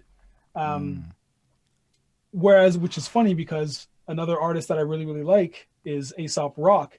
And what I found, a lot of his shit will go over your head unless you, like you were doing with the crack and flipping it to have like a different context and then comparing it to that and having that bar, basically, he's talking about that instead. It makes more sense. And it kind of hits harder. The same thing with Aesop Rock, like even his latest album, which is ridiculous. Which one? The Spirit, the Field, how's it go? The Field Guide, Spirit Field Guide. Yeah. Okay. Yeah. Spirit World Field, whatever. I did a review for Spirit it. World So Field I know. Guide, I heard it. yeah. I don't know. Spirit World Field Guide. That album. That's a fucking banger. Is yeah, it's ridiculous. I can listen to it all day. His cadence, his rhyme schemes, his flow, his content, his bars, he's got everything. He is a crazy MC. Crazy. Top to bottom, crazy. But what's difficult, I find, for a lot of people is that the wordplay and metaphors he uses are sometimes so obscure all the time that you do need to listen to it with not necessarily a dictionary. I go into a fucking review for him and I'm like, I don't know shit. This is my opinion. And I have to start them all like that, and I still get dislikes. And I get it, man. Because like reviewing that album was like, what are you gonna say? Like he talks about, he goes from talking about like a different dimension to talking about plug like sprockets. I got this whole shit. This guy wrote me a whole theory. It's so fucking obvious. He's doing insert name of that fucking shit that DMT comes from. That drug, like the shit. So the drug in like wherever Colombia or wherever he is, that drug, whatever. He's like, it's so clearly this trip and this whole album's blah blah blah blah blah blah blah. And then somebody else is like, nah, he said he wrote it sober. And then I'm like, fuck out of here. You guys don't like, everyone is like, you know. So like it's like things become so. That's why I love him though. That guy is cool. Yeah. Because there's so many ways to feel shit. Like I felt like he was weeded in that, and I'm like, yo, this guy's just, that's what I found was cool, is I found myself just relating to his neuroses, and I really like that. Okay. What I like about him is the fact that you can interpret his work any way you want. I find it so well done in the fact that his delivery of it and the choice of words, syllables, and specific arrangement of the words to build up the content is so open-ended, but yet it's open-ended, but you can tell it has some depth to it. When you really think about it, you can take it any way you want. So it's different perspectives, different, you break it down however you want. You can put every bar he says to something. And I mean, there are some times where you hear a bar and it's like, what? Like, what? What does that relate to? That doesn't relate to anything. But there's other bars where it has some semblance of it relates to something. It's got to figure it out. It's a puzzle. Everything's a puzzle, I find, in his works. It's so abstract, but it's done with a purpose. But honestly, if you take the time to literally Google every single fucking word in a row and think about their definitions, you'll actually gain more context. Like the only one I can think of off the top of my head is Flash That Buttery Gold. Right? Wait, say that again in the video. Flash That Buttery Gold, which is off of None Shall Pass. It's the first bar of that track, right? So if you think about buttery gold, it's kind of like the vapid nature of wealth. You know, you could cut, but then again, maybe not. So flash that. What does that mean? Flash, something pops, whatever. That, items, objects, materialism, something. Buttery gold. That's weird, right? Then you got to think about, what does butter have to do with shit, right? Like, I guess butter. You're not. I would take it. I would take that line as like flash that buttery gold. In my mind, when I first hear it, my first inclination is to think of it as we're so money oriented that we're practically eating it. It's like, you know, like butter. You put butter on everything. It's butter and everything. So we're just like, it's just consumed. Yeah, I'm with that. So flash that buttery gold. I don't know. But again, I could be wrong. You could be saying, that's talking the about beauty something of it. Different. Ismail, I love it. Ismail would like to know if you checked out the Uncluded album, which is a duo with Aesop and a singer. I did not. I'm going to check that out, though. There is one album that I also will make mention in that top 10 is Aesop Rock and what's his name? Sonic. Shit, can't remember his name. Sonic. The group together is Hail Mary Mallon. And it's called The Bestiary. Dope album. Both of these guys, ridiculous. Back and forth, trading bars back and forth is like, my mind was like, blah. It was nuts. Both of them are the same style though. It's the same abstract, fluid flow. It's called Hokey but they're Fright. trading off each other. It's called Hokey Fright. Hokey Fright. Okay, I'm gonna check that out. Okay. Dope. Definitely checking that out. I love Aesop. I mean, yeah, I like him too. I got really like infatuated with him, not in like a romantic way, but with his music. Cause his mind is like whatever fucking weird shit he's got going on. I feel like I'm fucking on that wavelength, so I just relate to him. I relate to him so much that I'm like, I should maybe be concerned. I'm relating way too much to Aesop Rock here. But I should let him know. Maybe he enjoys fans that are super dedicated and actually love his art that much. That's fair, but like also it's kind of like you don't want to like be like Mr. Reviewer, Interviewer, man, just hitting up artists all willy nilly. I mean, I tried that a couple of times. Like I checked my Twitter DMs and there's me trying to thirst at fucking RA and he didn't answer me and I felt bad. And I'm like, what if RA looks at that and he's like, fuck this guy, he sucks. And I'm like, so like I'm trying to like. Trying to build it up a bit, like get it up a little bit more, and then when it's a little sexier, like you kind of like back to that network effect. Like I know somebody who may have been able to gain access to Ice-T, and I know how he gained access to Ice-T.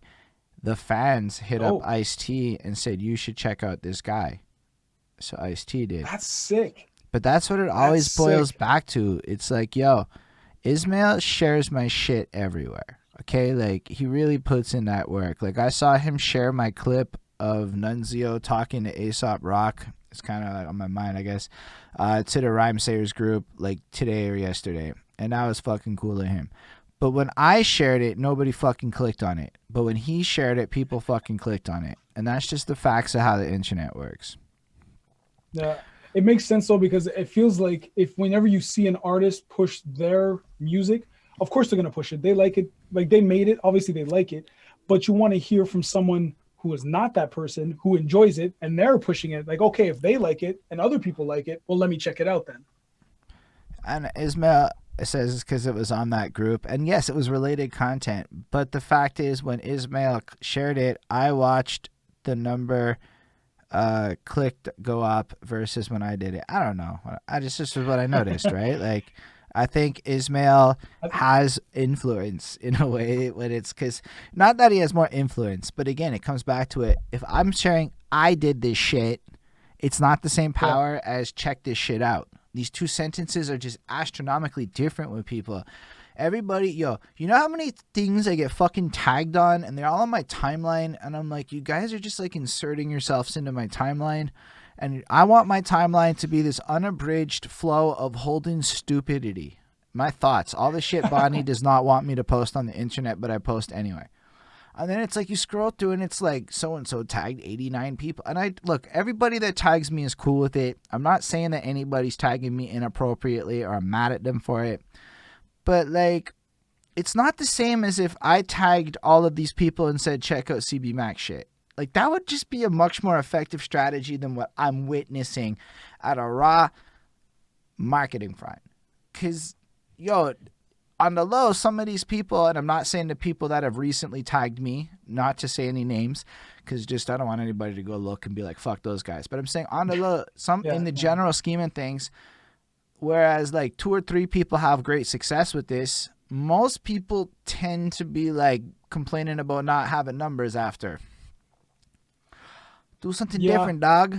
It's not working. Yeah, it's true. It's that falls on that marketing level, and it's difficult because especially when you're still learning how to market yourself, it's hard to just switch up every so often and find new techniques.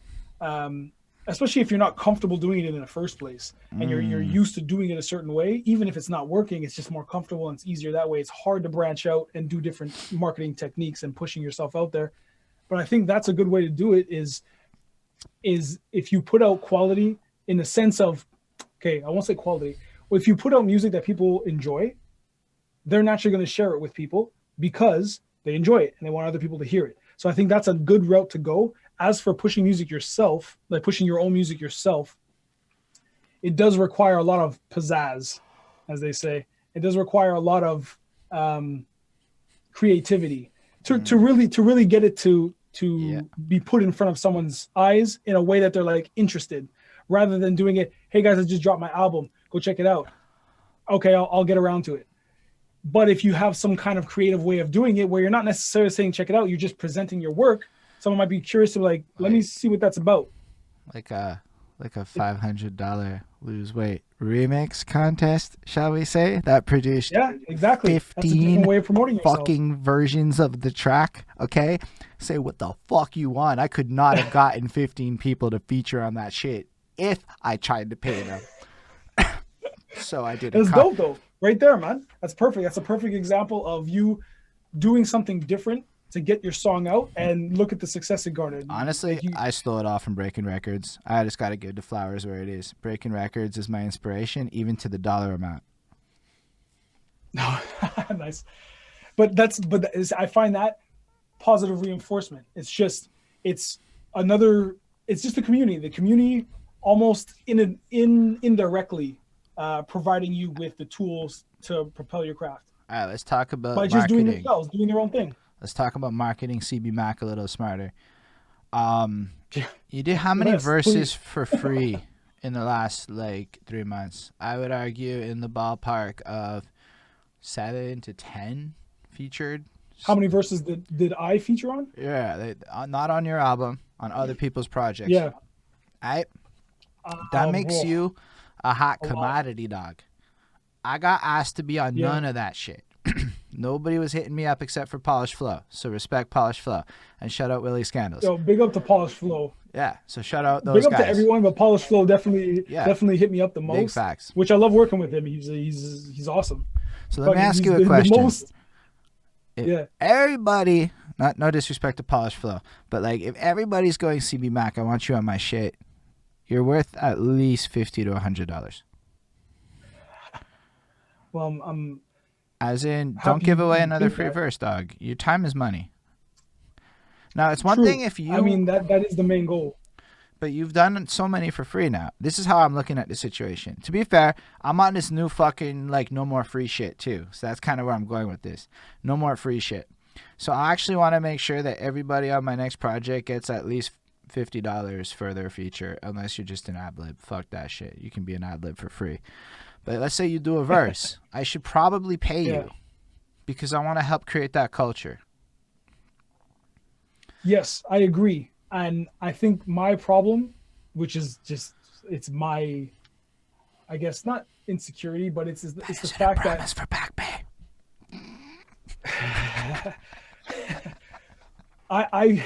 I feel that I've done a lot of features, and I love doing it. It was just a fun, even on yours, it was fun doing. I love writing. I just love writing it. It's a joy. That's the reason why I keep doing what I'm doing. It's just I genuinely enjoy writing. That's just the way it is. If you would honestly hit me up and say $50, I could have afforded that shit. And I probably would have given it to you, especially with the position I was in. I was fucked.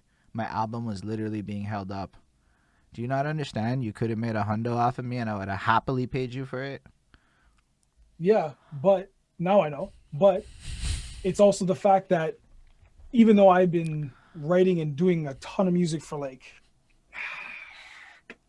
am I, 34 now? It's been at least 15, 16 plus years I've been writing. So I have hard drives full of music that's never going to get released because it's garbage.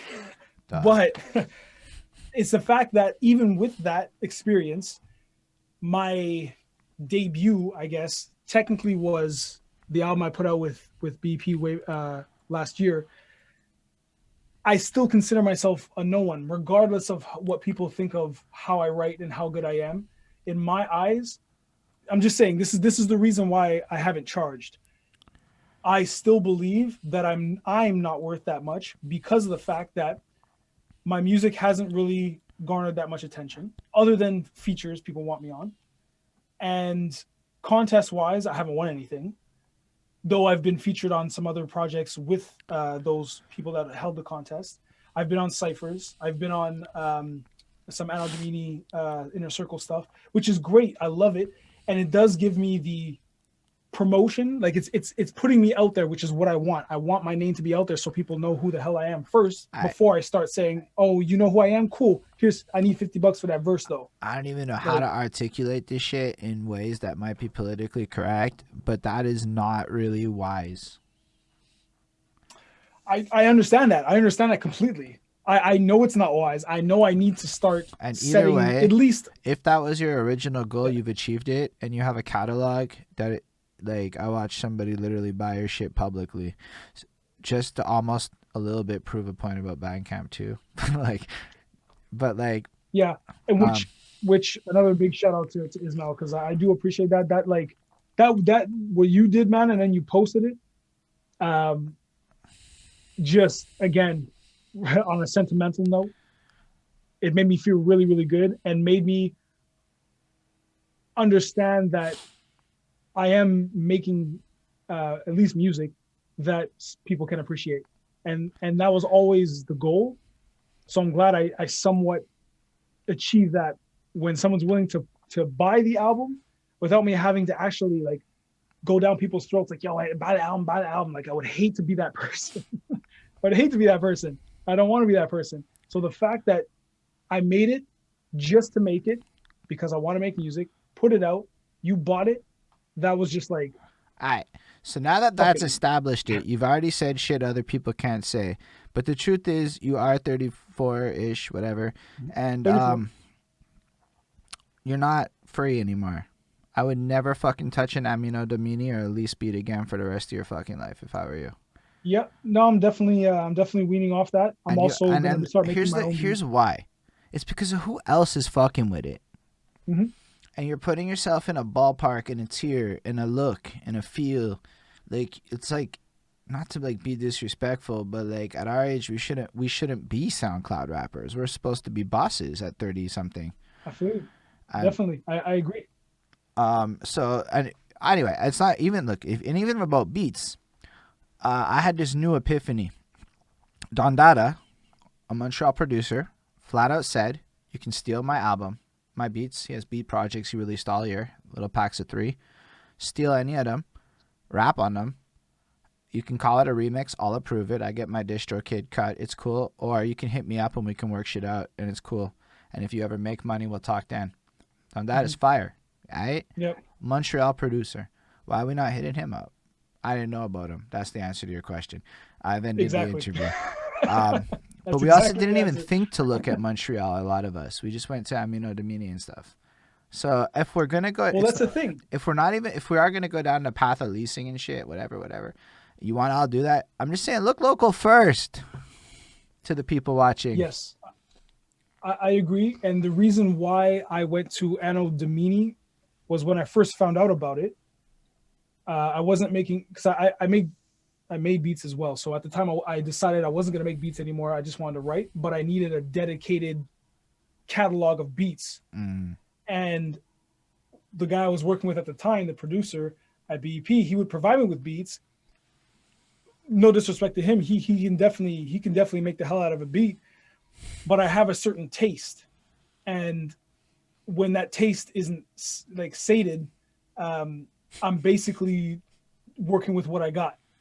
And that's fine, but it's not going to come out the way I want it to. So I'm kind of compromising even more.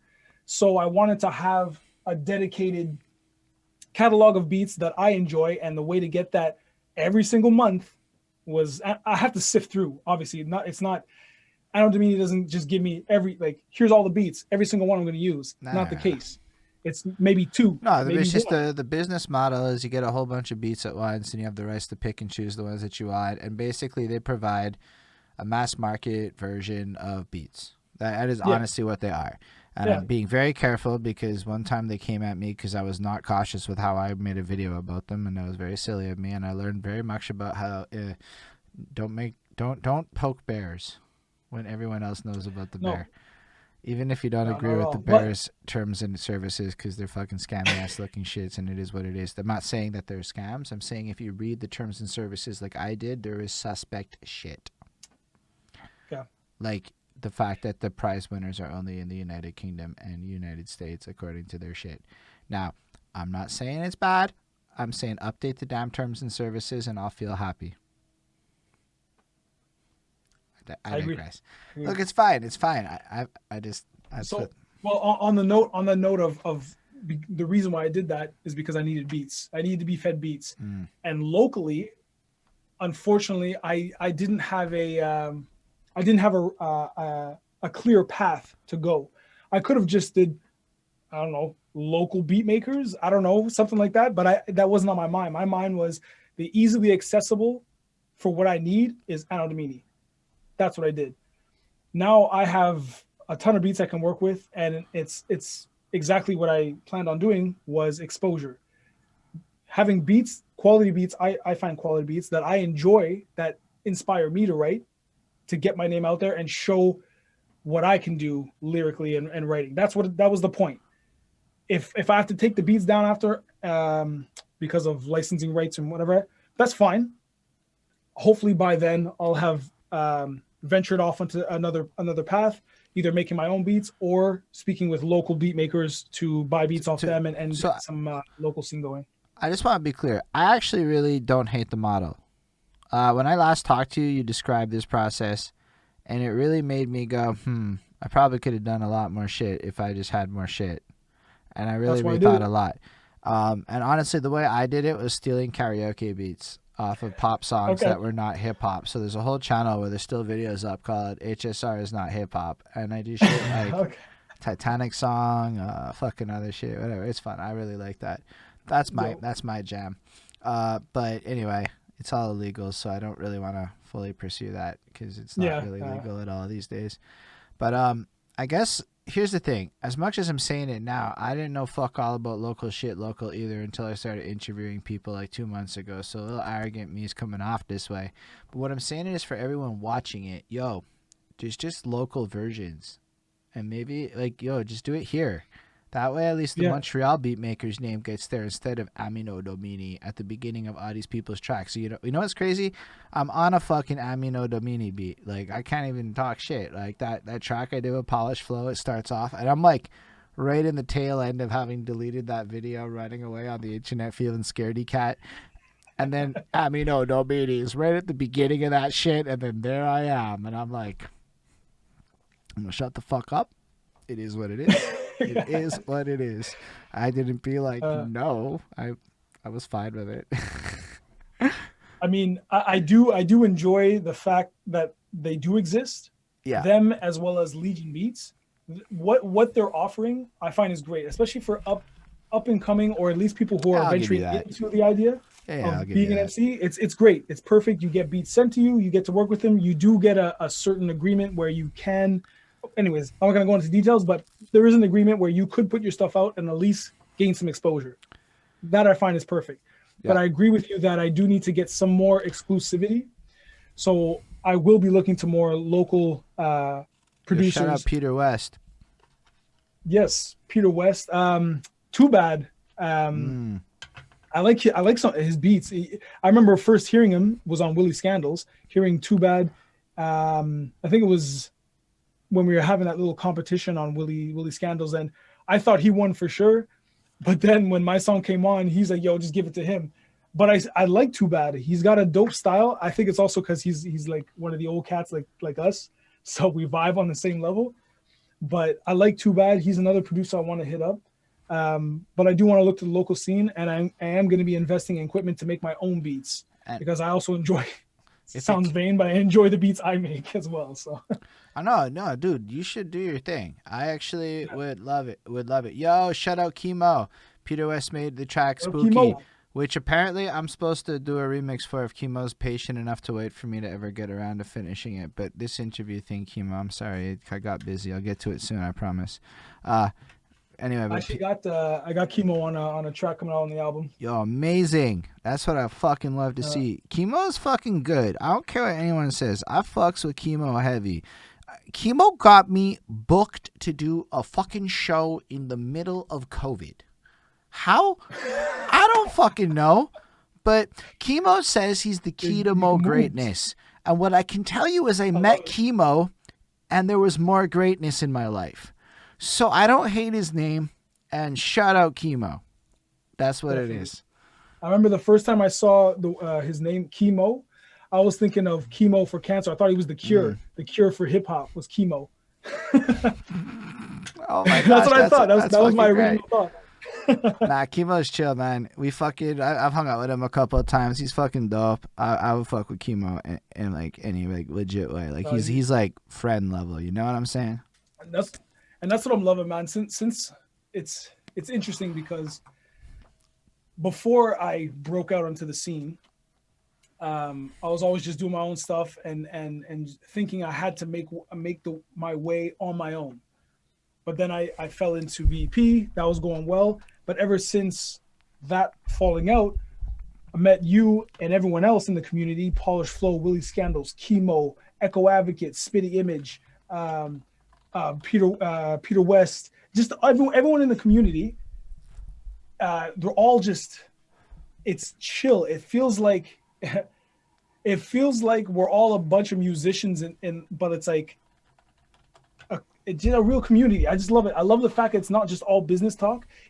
We're all trying to elevate each other, give each other knowledge on certain aspects of our careers or our focus, but we're also friends. We also hit each other up when we want to just shoot the shit and talk. That's what I love about it. I'm gonna be real. I'm an antisocial fucker, but I think since COVID, a lot of us antisocial fuckers just kind of got maneuvered into a world where we're better suited for it, and I'm able to find y'all a little bit better in a way because somehow like we're just able to maneuver this internet shit a little bit easier or whatever, right?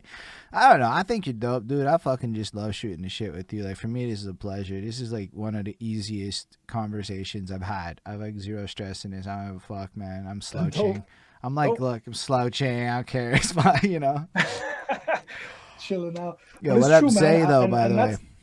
Yo, Z's fucking fire, man. I met Z through this guy, Lamef. Just on that note, so when you inevitably get your ass up on Twitch, which you should totally do because the numbers say Twitch will make you money just doing it yourself, you follow Lamef. And I went into Lamef and I was just hanging out there and I met this guy. And the next thing you know, he's up in our stream and he's just hitting me up to share knowledge about Cool Man Logan and shit. And I'm like, yo, this guy's fucking fire.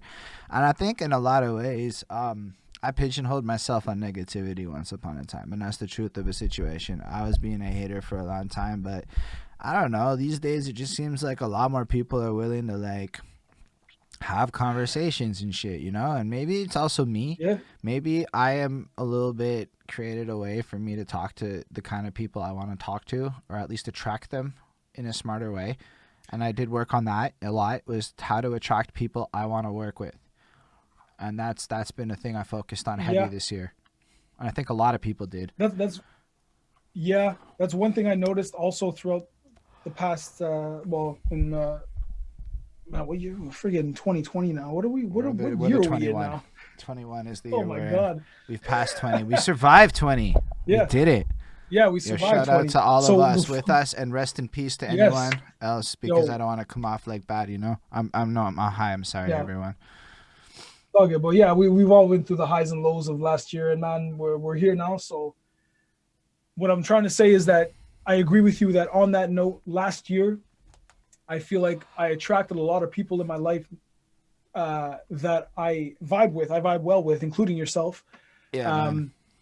But the key was I didn't even force it. It's almost like all I did was I just want to make music. Let me just make music. So I just started doing it and I started pushing myself to put it out there. And like I said, I had to do everything myself aside from the beats, but I had to get the beats. I had to write, I had to mix. The mastering was done externally. But then I had to market myself. But then I had to learn more about all the equipment and everything. Let's go back on marketing. never do a free verse unless you like the person. Again, because you're too good for that shit. So $100. That sounds like a good number for your time. How So much? back to that. Well, that's why I agree. I agree that I should be charging, and I think the reason why I don't charge for the features and verses I've been doing is because they feel like friends. You, Polish Flow, everyone. Like, I don't want to charge you guys. I I want to know. work with you guys because I love But working with you. I think that in general, I mean, there's exceptions. Like chemo helped in different ways. Sometimes in the bigger picture, there's other ways to help each other. Yeah. So like, how could I sure. like ever charge chemo for a fucking thing? Chemo got me booked, and somehow I'm fucking at some shit, Yeah. and I'm like, what the fuck, chemo? How did you do this? So that happened, and then chemo got me booked at the second thing, and I'm like, what the fuck, chemo? And so like I'm like, yo, so in that moment it's different. There's a barter that happened there. But reality Yes. is we're both busy. I know for a fact you're busy. And I know for a fact you take a lot of time to do your shit. So like it's if you get something out of the situation, whether it's better networking or whatever, or like I don't know, you could say you got interviews with me. Okay, cool. I was able to provide value in some way. You know, like I'm not saying like it is, but if like people create these kinds of exchanges with you, it kind of negates Yep. dollars. But at the end of the day, if like let's say it comes down to it in the future, maybe you throw me some mixing and mastering, and I'm like, okay, that's cool, and I throw you this next thing, and I'm fine with that. But I feel like we all need to give each other more for our time because that's a big issue. Like I also think like for myself, I had no balls to say that I'm worth money. But the truth is, who the fuck what? Like really? Like I'm weird. If you want to fuck with my shit, you know I'm gonna fucking go all out. I like wrote a whole verse about willies and scandalizers and shit just to make him happy. Just for first. Well, see, but exactly on that note, I feel like I will most likely put a price, an appropriate price on my craft for people outside of my circle. Because inside the circle, I in my eyes, inside the circle, we're all helping each other by the barter, the tit for tat, the book for mixing, But let's verse say for beat. hypothetically we look at it just as a different angle. Mhm. Let's say I pay you $50 for that verse because I'm a friend instead of 100. You Yeah. still make money on your verse.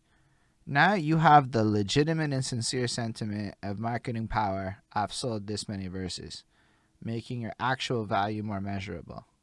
So instead of short selling ourselves on a literal dollar front, even if we float the same 50 around each other, even if the money just circles, the actual symbolic gesture of me paying you money is powerful, dude. I don't want to retroactively do things because that's the past and that's amazing and all loves and shit. But like, and I don't want it because like you had hypothetically, we talked about doing another track for you. I don't want to bring money into that either. That's lame because, you know, that's what it is. And exchanges is all good too. That's another cool way. We did one for each other. That's another approach.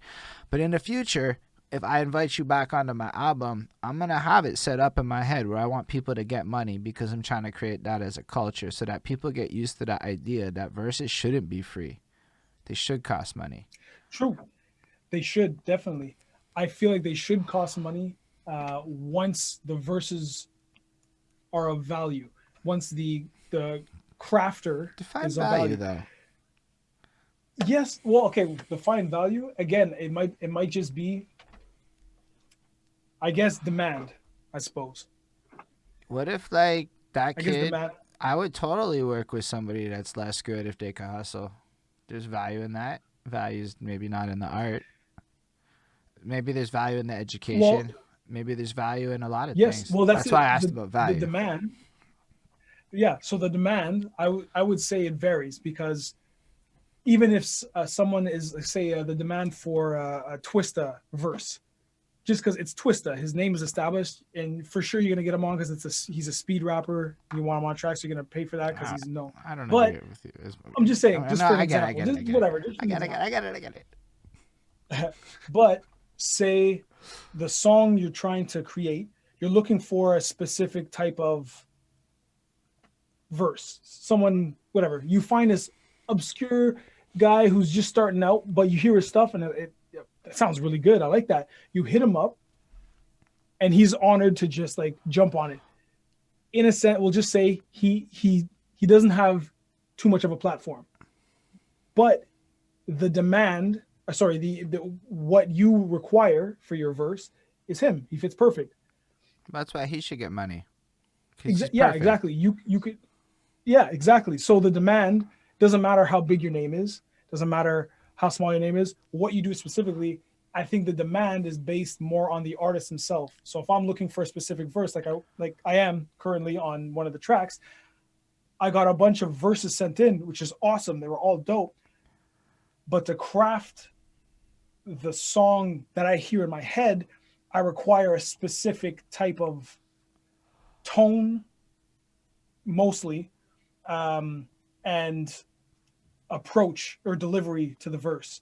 So not all the verses that are sent in will get put on.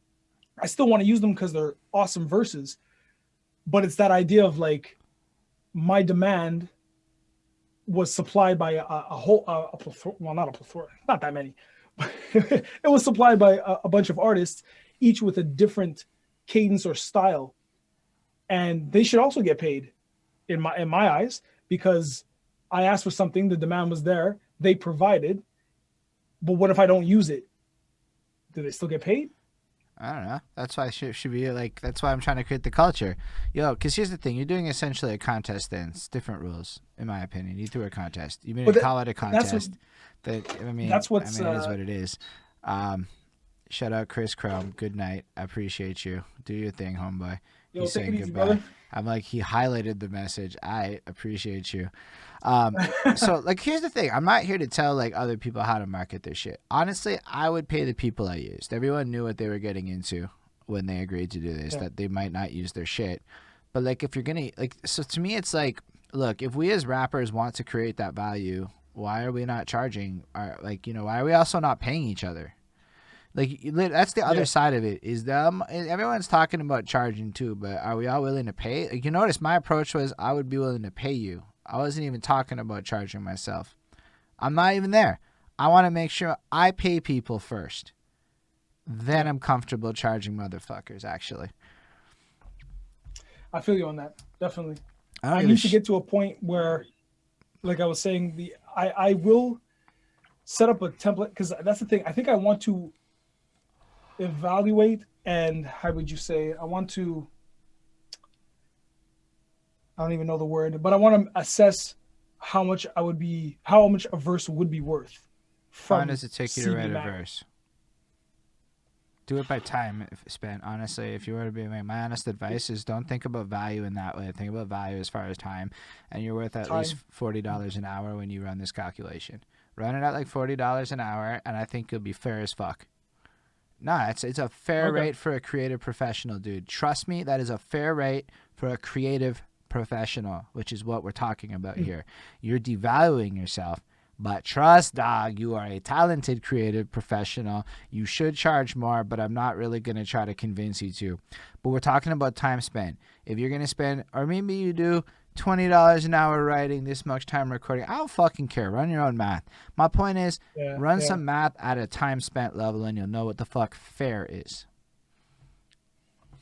Okay, yeah, that makes sense. That would probably take a little bit of the weight and anxiety off of me having to put a price on something that I'm not certain of.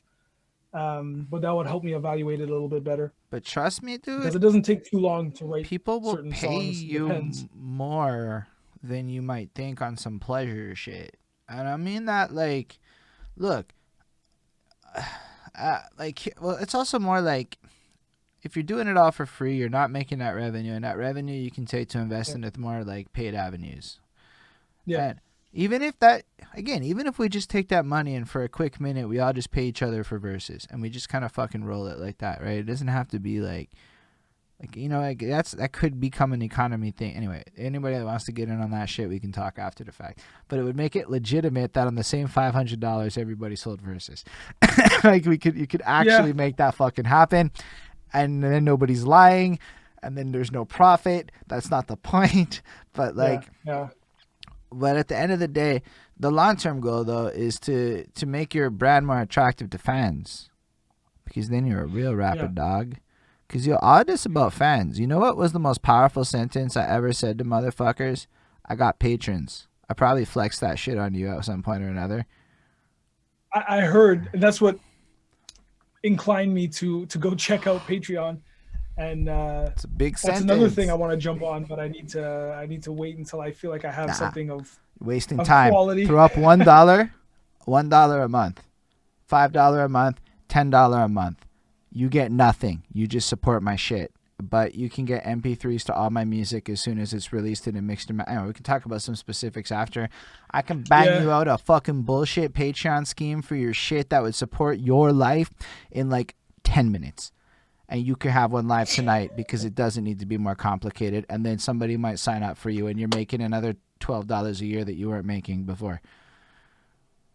You see, this is why I feel like you are the idea for the community of music and hip hop, especially Montreal hip hop, the kingdom that I know that we've spoken about that you want to build. I feel like this is where you are the most proficient.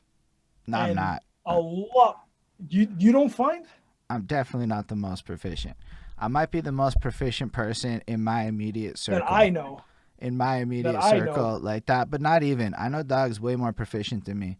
I know a lot of smart motherfuckers. I'm just really into sharing knowledge. It's what I get off on. Okay. This is what I do for fun. My girlfriend can attest to the fact that this is what I do for fun. And then it turned out that motherfuckers will sit there on a fucking stream with me and I can smoke pot and have this conversation. But then people will pay attention. But if I try to have the same conversation to another fucking person to their face, it's like, nah, bro. Let me tell you some shit. So, like, this is beautiful to me. This is me living my best fucking life right now. I mean, the only other thing I would like to do more of is music. But I'm going to be real. I burnt out kind of quick, and I was making some bad choices by the end of that, especially when I got into the contest grind a little bit. And then I was sending my engineer shit that I knew I shouldn't have sent him, and he scolded me. I didn't like getting scolded by my engineer. That's a good Yo, dog, we fucking in it deep because he was so happy with Lose Weight, and then I followed up with Subpar. Then that, not that the song is bad. The song is actually like, yo, I'm not gonna lie, it's a song about racism, and I'm fucking blunt. Alright, that's what it is. It's dope, but I wasn't clear enough to deliver my own fucking message, so he slapped the shit out of me. Politely, he's a very polite guy. I'm saying words how I interpreted it, not what he was saying. He slapped me rightly for not being in the pocket. And then I'm like sitting there, and then Ismail's like, I like CB Max first better. I'm like, shit. I'm like, I don't really care. Like, Ismail is cool. I get it. Your shit is, what I like about working with you is we just do two different things. That is the big fucking facts of it. I'm not at all trying to accomplish what you're trying to accomplish on the song in terms of your flow and your technique. And that makes me. But honestly, vice versa, I can't accomplish what you do, man. Yeah. I can't. It's just I can't do it. Because like Ismail's like, I don't like that verse, and I'm like, I swear that is possibly in my top 3 verses I've ever written because of what it means to me and how like it. No, Ismail's legit. Anytime that guy says some shit, I take it fucking serious. But that verse means the world to me on very specific reasons, and I don't know that people will get it. But to be fair, the first words are, I don't think my peers really get it. So I'm like totally fine with people not liking that verse. Like, it is what it is. I wrote that shit for my. But even that aspect of writing, if most of us, I won't say most of us, I'll just speak for myself. I like to write things that once I'm done writing it, at the end, it's like, if I don't think it's dope, then why am I writing it? Like, if I don't really like this verse, then why am I writing it? Regardless of who it reaches, what it talks about, or anything. If at the end of it, I don't enjoy it, and it doesn't speak to me, and I don't want to just like, I want to spit this. It sounds great. I want to hear it. If it doesn't do that, then I scrap it. I know that I'm forcing it now. I scrap it entirely. Absolutely. I don't finish those songs. There's not a single. No. So here's the one thing I can say. Every single thing I released on the internet to this day that you can find, I can listen to and enjoy to this day. Every last one of them, even if they sound okay. Like sometimes the quality is shit. I criticize my techniques heavy. I go, fuck, I would do it like this now, and blah, blah, blee, bloop. But, like, at the end of the day, I fuck with those songs heavy. I still fucking care about every one of them to the day, like, when I released it. And I take a lot of pride in that shit. Exactly. Same, man. Everything I put out, I put it out because I enjoyed it and I wanted other people to hear it. And I thought it was decent enough that, obviously everyone has haters. You're gonna get people that just don't like it. That's just the way it is. That you can't please everyone. That's true. But at the end of the day, if you are proud of what you made, then like what else matters, I man? made Like so many you're terrible fucking choices, dude.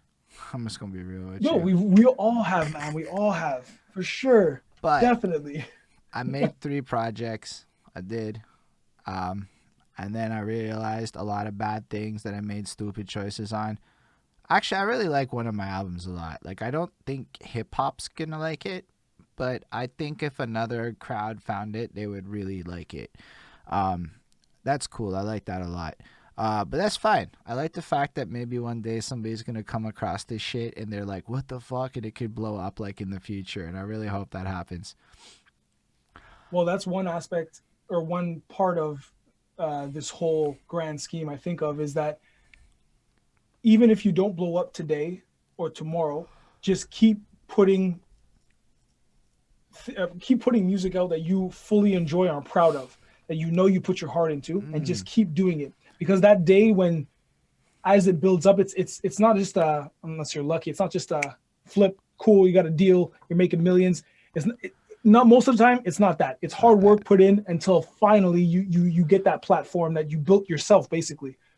But once you get to that point, and people start to take more notice, or more people start to take notice, they will go back along the timeline and check out your old stuff. For sure they will, because they're going to be curious. Well, obviously he didn't start off like this. What's his old stuff sound like? They can see the progression. They can see where you branched out, what else you did, the experimentation you did with your music, till you arrived at this point where you're fine-tuned and honed, and you're more at ease with your craft, and you're able to just do it like in your sleep kind of thing, but you're doing it still putting your all into it. That's true. I think about it that way. Just keep putting out things that make you proud of what But you did. also, like, practice the shit out of it. Like, I don't think people like really talk about practice enough. Also, shout out Ismail. He pointed out Kendrick was making music since 2003. Yo, I think my thing went green again. See? Give me a second. That's exactly it, though. I'm really like launching. But so Kendrick took. Is it still green? Or is it good? It's good. Mine's good. Awesome. So yo, Kendrick actually was behind the ears for something like 7 years before he popped. Kendrick was also involved in group albums. Kendrick had peers involved. Yo, one of the fucking guys on a Kendrick Lamar album from Section 80 commented on one of my fucking YouTube videos and like hit me up to like That's review dope. something, but then never followed up. And I'm like, yo, the internet's fucking nuts, eh? Because like it's Sick. fucking nuts. The craziest thing that's happened to me, it's been recently a couple months ago too, is that every time I post on Instagram something just random, doesn't even matter what it was, I'd get a random pop-up of Cassidy checking out my story. You remember Cassidy? Yeah, of course. Yeah. So it's been like 2 or 3 times he's popped up in not my feed, but in my story, checking out what I was posting. I'm like, but why? Like, how did you even find me? Because I don't post, like, even with the hashtag thing, I don't post that often. So I don't know how he found me. There's 2 ways. One, he fucks with you heavy, which is dope. Maybe. The other is that social media shit that's been going around where they got agency peoples that are literally just looking for Insta artists to watch for them, and then at the right time they hit you up in the DMs and go blah blah blah blah blah. But also That's a real thing. Yeah, it's a whole thing. It was another time I went on the internet and tried to have opinions. I was right about many points I made, and that video I stand by it because I was a little bit upset with some fucking guy. What the fuck is his name? Royce something? Not Royce. Royce was involved in the video though. The next man was calling Royce a scammer on some fucking Instagram shit. So what happens is dudes like Royce, basic and DMX and a few others accepted money from this middleman, like whatever it is, they took control of their accounts and they would go hit up artists like us and be like, bruh, for this much money, you can have a placement on a playlist where it'll feature like so and so's mixtape. for this much, this and that. And they were from like official fucking accounts. Like somebody actually hit me up Huh. and we were having a chit chat and over the summer, and they were like, yo, so and so hit me up and said this much for a fucking thing and this much for that. And then later on down the line when I learned about it, I'm like, oh shit, because so and so was named in the list of artists that was like involved in paying these people. And I'm like, yo, so they hit you up if they think you're willing to put out some cash flow. And then there's all sorts of stories where even like big name people that I can't remember right now, being level big name, like people like you and I would probably have heard of them, but the average person might not have heard of them names, had like screenshots leaked where like they had paid for services. You all right, Chemo? Hey, hold it down. We can talk after. But like basically, all of these people like would like pay for a couple some of these verses and then they never happened, or somebody would like fucking, oh yeah, Chemo was saying somebody hit him up like that actually happened to Chemo. And so there are legitimate versions of this that exist where again you pay for the services rendered, but there's like verified accounts. They're just stealing your money.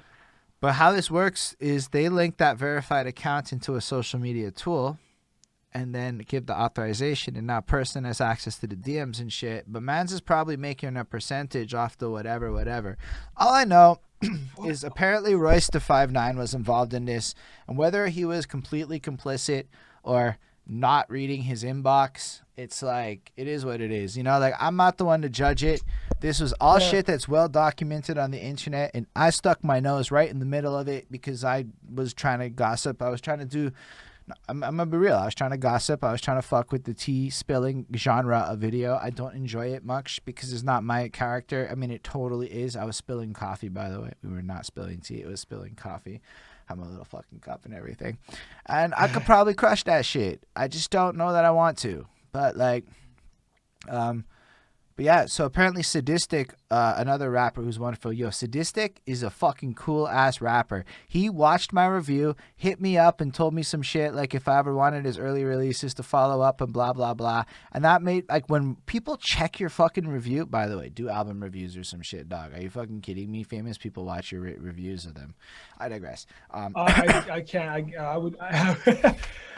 That's another area that I probably won't venture into. I'm not an album reviewer. I like reviewing it in my personal space.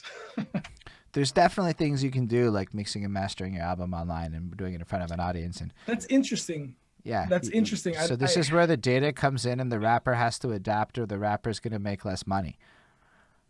Yeah. So you don't have to say yes to all of them. You have to say yes to some of them. Yeah. The mixing and mastering, I might be more interested in doing live rather than the writing, because the writing for me is going to be boring, because when I write, it's all in my head. I never speak out loud. I'm in my zone. I'm just writing. You're putting it on paper. Type it. Or write it with the for camera. Sure. And then people will watch words appear. This isn't about you. It's about an audience that would be willing to watch you do this. So you would not watch people do this. That's fine. Like I tell Bonnie, she wouldn't watch me do this shit, but she's here, and because of whatever. So like when she watches the content, it's not really about her. She's not the target demo, right? So in your mind, you're not the target demo. The target demo is the fan. The fan is not an MC. The fan is a consumer of the MC's product. Therefore, and I know this is really corporate speak, but I don't know how else to explain it. I'm super fucking corporate.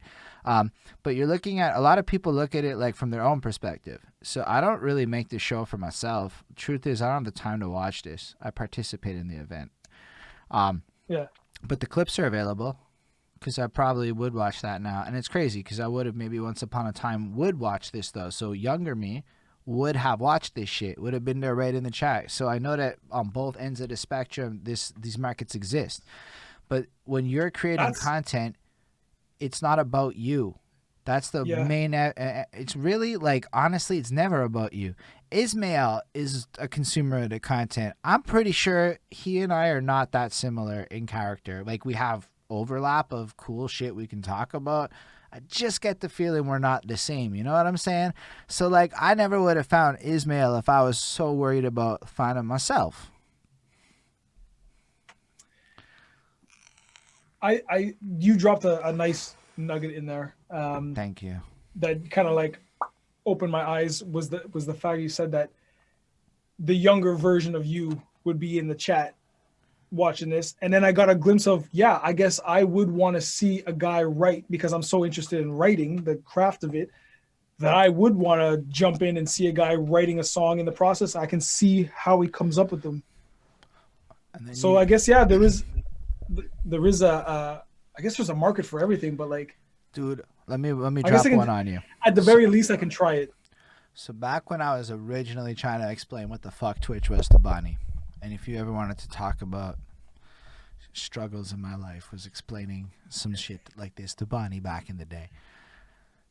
Okay. I'm like, everything's on Twitch. She's like, that's not true. And I'm like, everything's on Twitch. I'm like, I bet you we'll find somebody studying. She's like, no.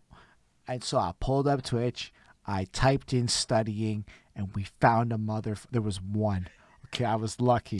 There was one stream of a motherfucker flipping pages, studying. It's just this fucking book, dude. And he's flipping the pages. And do you remember if there was a lot of viewers? Do you remember if there was a lot of people watching that? Is really not the point. We only have 7 right now. Viewership is gained recurrence over time. True. But to your credit, just that is the fact that someone's actually doing it. Yeah. Yes. That means it exists on the platform. That means there has to be, to some degree or another, an audience for this, because nobody just does it if there's a 0 audience, okay?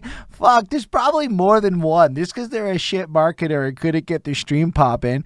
Or maybe we came in at like the beginning of the stream and it got lit later on. Maybe studying with person is a popping stream right now with thousands of fucking people on it. We don't know. I haven't looked at one time since then. Because you never know. That would have been, it starts off, watch me study. Once I'm done studying, we get lit. And then, it pops off and it starts, it's a whole, another stream. There's people that come in, the camera zooms out, it props up, and there's a party going on. There's like, I don't know, maybe an orgy going on. I can't go that far. Although I swear I once saw in a porno, a Twitch, they were like, it was like an overlay for like live on Twitch soon. And I was like, was that ever allowed?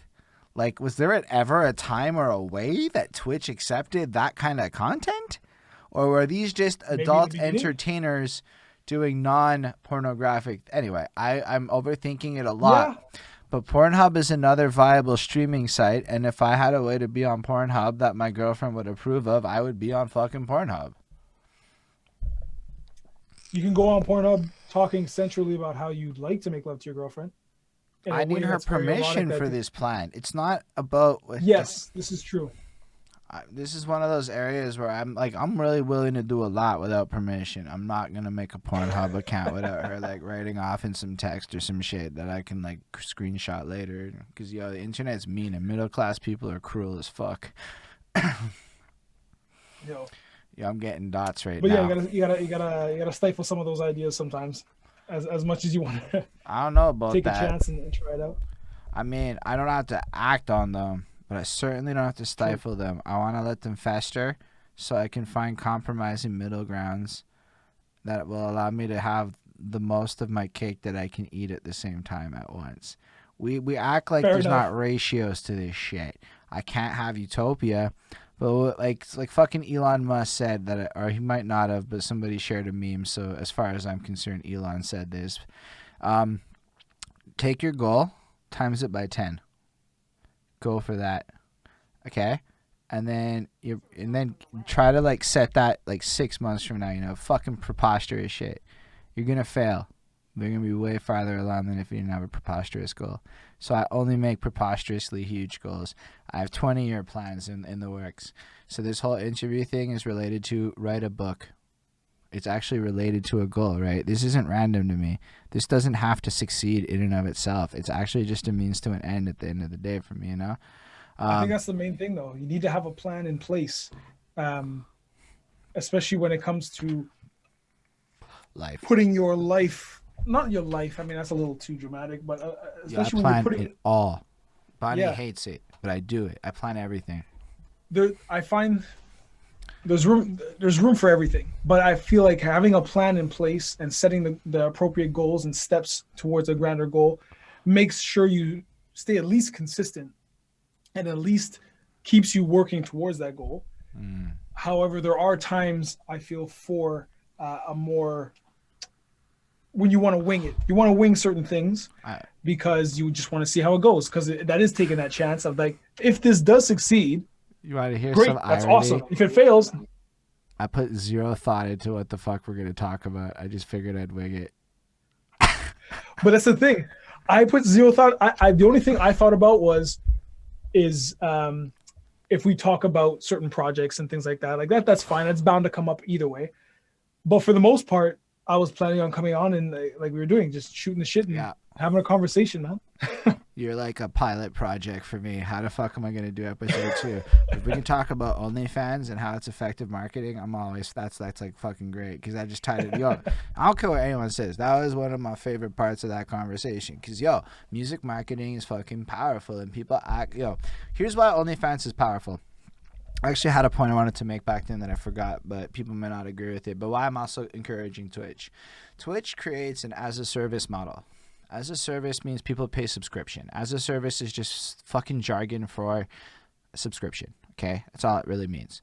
So software as a service, subscription model. Gaming is now as a service, subscription model. That's what it means. When you see the as, G-A-A-S, S-A-A-S, it just means subscription model, okay? Investors love that shit. Everything's going towards subscription models. I mean, everything in your fucking universe is going towards that because it takes your fucking stock price and it skyrockets it. This is not hyperbolic. If anyone knows anything about anything in the world, you will find that companies go subscription and their stock price rises. Everybody's trying to go public. Private companies are the only people that will get out of an as-a-service economy. Spotify as a service. Dropbox as a service. Zoom is now another $23 out of my life a month as a service. It's all like that. TV's like that. All the apps we use, everything in our life is slowly going to like that. Patreon. Content as a service. I made it way too cheap for a minute. I don't like that, but priced correctly, it's a beautiful thing. Creator as a service. Actually, it's fucked up, man. I have to give a lot of props and credit to the future of how I see life to those 6 fucking patrons names that I say all the fucking time. Because, like, end of the day, it's absolutely sustainable. It's the future shit. It's the more communistic, democratic approach to fucking content. It means there's a lot less millionaires and a lot more people making $80,000 a year off of art. So if you look at it from a redistribution of wealth perspective, it actually takes a lot of money away from, I mean, certainly the service providers make huge bank, but at an independent level, the truth is, Ismail, guys like you exist. And I mean, Ismail is one of my patrons, so there's a dollar amount that gets attached to that, right? And the fact is, it's not just one guy, there's more than one, right? So as time goes on, even if that doesn't grow for myself because I'm a shit marketer for that kind of content that existed, trust, this interview shit is different. I have entire strategies in place on how to monetize this. Not now and not off of the artist, but to find people like Ismail, no offense, you're just in the chat so your name's there, but who really just want to support and make them want to support it and come up with a way. And how many people do I really need? It's like 1,000. I can find 1,000 motherfuckers willing to pay me $5 a month or whatever. That's fucking actual enough revenue to do some shit on, you know? It's true though, because even going on, there's a lot of people out there, Ismail, just to respond to you. Well, here's the thing. You're a type of person in regards to in my life, you represent that to me. And you might not want to support other things. But I can tell you there's boxes for everything, as in subscription boxes. Yeah. It's in every field. It's in everything. It's everywhere. It's creeping over, and the entire fucking world is going down that path. So while you just happen to be like the example in this case, right?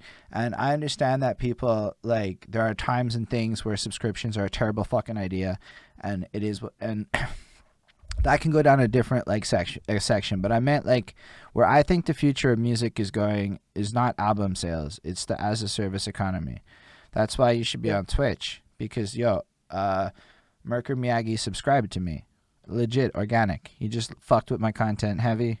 Subscribe. That means I'm going to make $250 American a month off of him on a recurring model because of his beautiful contributions to the support. I don't know. Subscribers are kind of public. It's not like whatever. They hit that shit up. They get a little badge in my chat, so it's not like a secret. And that's how much it translates to. So, like, the fact is, I don't know how long it takes, but I think that I'm going to make more money. I've made more money off of Patreon than I've made off of album sales. So, like, I'm really inspired by these numbers that I'm seeing the power of a recurring model in my life, where it's just about finding enough people to fuck with you heavy like that. And yo, what if somebody who's rich shows up and offers me like $100 a month? Because for them it's nothing. And then you find 5 of those people.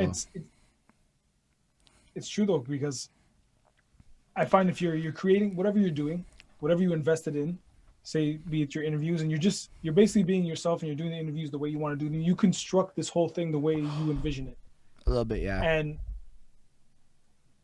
so I'll say whatever. So you do it how you want to do it. I say 90%. As much as I'm sure you want to expand, you want to do it differently. There's certain ideas like, you still other have. people get says. Like Bonnie can be like, I know other people have opinions, and I have to respond to the audience and the guests. So it's as much as I want to do it in terms of yes and no. Yeah, you're right. Okay, yeah. I'm not trying to argue with you.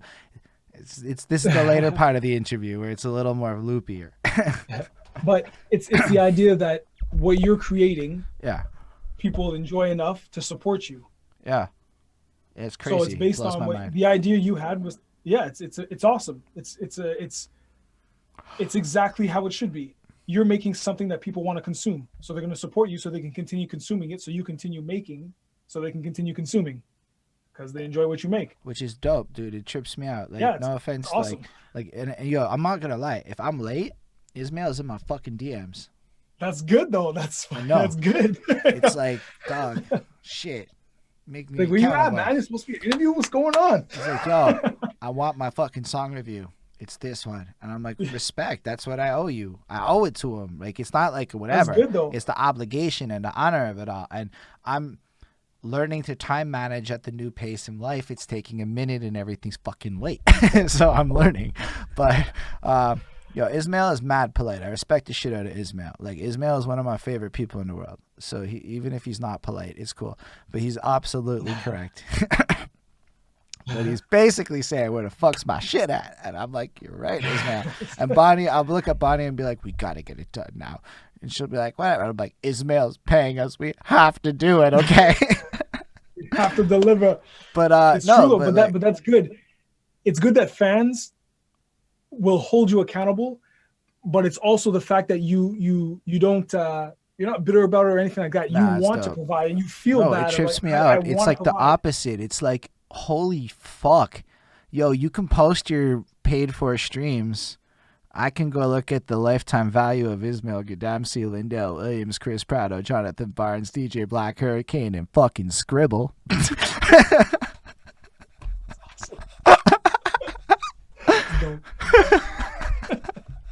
And I don't mean it to commodify it in such a way, but at a literal fiscal level, I streamed a lot of my own music this year to test shit out. Most of my streams are me and Bonnie. Why? Because there's an actual dollar value attached to it. And my original theory was, I'm just not good at it, but if I were to stream my own music overnight, I would pay for my own Spotify account. Well, okay, on that note, I remember when we used to, when the original album with BEP came out and we used to stream it ourselves, we'd have it going. Yes, it made a little bit of money, not that much. No. But I think someone spoke about cracking down on that, where if the same thing is on loop for like 24 hours plus, they eventually find out it's just like a. Right, you don't do it like that. You put a playlist of enough of your own shit on it that it takes like each song gets like 4 views, but in total your account nothing. There's no flags, no nothing for that. I mean, I pay for fucking Spotify. I'm allowed to listen to my own shit as a paying Spotify consumer. This isn't botting shit. Yeah. I agree my account is a paid account, and those spins are monetized spins. If I also choose to listen to your music, that counts. And Bonnie's account is also a paid account, and It's not like we sit there and run it like 24/7 all the fucking time. That's just a silly way to approach. I said when I go to sleep, and then I play other shit when I'm awake. But that was enough that if I ran it when I'm asleep, it would give me the $15 back to pay for my own Spotify account. And I said, fuck pride and ego. Never even going to hide it. But 6 people fucked with my shit enough to jump on board with that respin strategy enough to be. I had 6 people that had me at their fucking #1 artist because I asked everyone to respin my shit. I'm like, I don't even give a fuck if you listen to it. Just replay my shit. This is about money to me. In that regard. I mean, yes, okay, fine. Go ahead and listen to it if you want. But I was actually just trying to get a couple numbers up. I just wanted to make it past 1,000 the first time out first, and then I'm like, oh shit, actually 1,000 is worth 3.08 USD. Okay, wait a second. If I can somehow sustainably get this many views per month, I get free Spotify. Yeah, that's dope. Actually, that's actually just what it was for me. And then if other people spin my shit, cool. I don't know. My monthly listeners are trash right now because I'm not talking about it, but I was able to keep it about 50 for about 2 months, so I was pretty proud of that. That's sick. Yeah. No, man, that's another thing is like Spotify. I haven't. Well, now everything should be up on Spotify. Yo, it's all there. It was wonderful. He was bumping your shit for like the whole way through. Dope. I can't wait to add more because I wish I had a bigger catalog, but it's just time. Yeah, when it comes to like. When it comes into attracting more of an audience or getting people to just bump it, everyone keeps telling me organically it's rough. You have to make the pushes in different angles that you're not comfortable with, which I get. I totally get. Like we were talking about, marketing, self-marketing requires creativity, but also not just creativity. Shit at it though. You're actually doing stuff. Like, let's just give you your flowers. Because you're leveraging these, like, 1-2 minute little live update videos. Like, I honestly don't know how many fans you have, but it convinces me you have more fans than me. I mean, I think that's kind of... No. On a psychological level, I watch you do... I'm telling you my reaction. This isn't anybody else's reaction. This is the Holden. I'm telling you, I watch this shit. You doing your little updates, and I'm like, I don't know how many fans he has, but he does update videos. Shit, eh? He's got to have people that give a fuck. But then you have to have people that give a fuck because you're doing update videos. And I'm watching them. True, yeah. So I'm like, that's how much effort is that for you to go, hey, guys, I'm really excited to be here with another update for you. Here's all the features I'm involved in. And I'm like, shut the fuck up, guy. I have like 1 feature in the pipeline. Shut up. Nobody wants to fuck with me. You know, like comes in and not like I'm salty. I'm just like, fucking CB Mac. Eh? He's crushing that shit. Wake up in the morning, CB Mac's on this fucking Breaking Records album. I'm like, are you fucking kidding me? CB Mac's killing that shit. It's awesome though. I appreciate everything, man. It's really cool. And the reason I do the updates is because I'm mindful that I have to keep people in the loop of what's going on if I want people to look forward to what I'm going to put out before I put it out. So I want to get more people involved. My man. You do it by video. Yeah. I don't even do it by video. I write essays. I have kind of okay success with my essays though. Too many people hit like for me to stop. I can hit 25 likes on some shit that's about 700 words and motherfuckers tell me nobody reads shit. I'm like, no, they're responding to point like 17 deep into my fucking shit. Yo, the playlist for your features is actually a sick idea. Ismail just pointed that out, dude. I got blown away by that feature. The playlist that you have on your Spotify, because we were peeping that shit. We were looking for my album. Cool. I'm like, wait, why isn't my album appearing here? That's actually fucking weird. I'm gonna check that out because that's that's not the point. The point is you have a fucking cool idea. It's the second time I saw a fucking wicked idea with fucking Spotify playlist, but it's like, wow, these are all the people that want to fuck with me. So again, we're talking look, the thing about marketing is, and there's no polite way to fucking say this, it's about letting people know you're interesting. And you know what's a good way to let people know you're interesting? I already have 4 fucking people that have me on their Spotify, and I've got like 8 songs. Okay, like your fucking like Spotify feature shit is like 50% of the volume. That's a fucking flex, dog. Okay, what's our ratios? I don't know. Mine's shit. So if I want to make those kinds of, I'm just trying to point out the perspective that, like, Yeah. and I'm not saying you flex about it, but you kind of did by accident because you made that playlist. That's good marketing. Thank you. The reason I made that playlist though is because I wanted, again, I want to grow my catalog, and I know a lot of the features I did, some people might not even know I did them because I'm not talking about them anymore. So I wanted to find them, find a way to put them with my page. So I figured out that I could just make a playlist and call it features, because these are the songs that I featured on. So if you see my catalog, yeah, it's great. You want more? Well, here's some features as well. I guess it is a flex in a sense, but it was mainly just to make sure everything I did is there.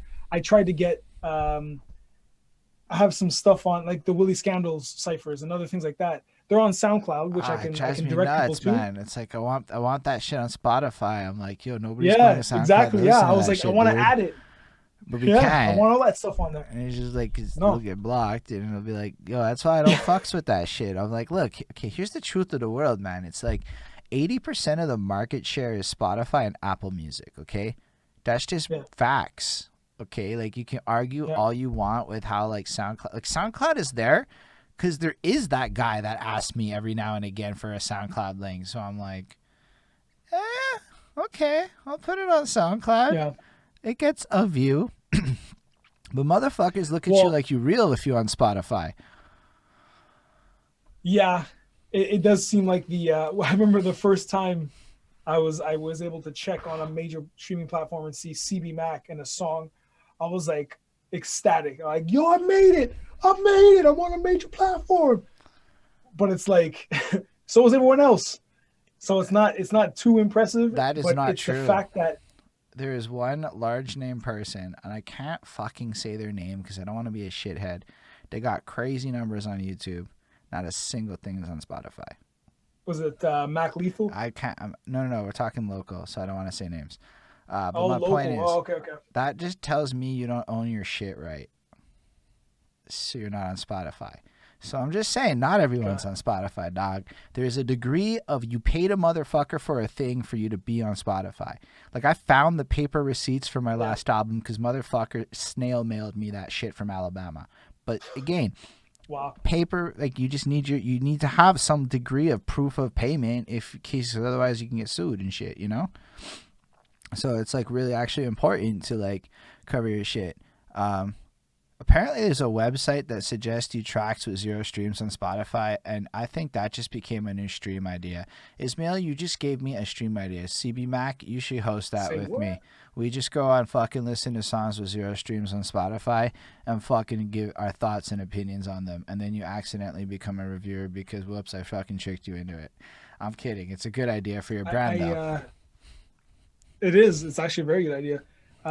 On that note of having 0 streams, there was another channel on YouTube I found that he specifically looks for videos that have 0 views or very, very little views, like 10 views, and then he reviews them on his channel.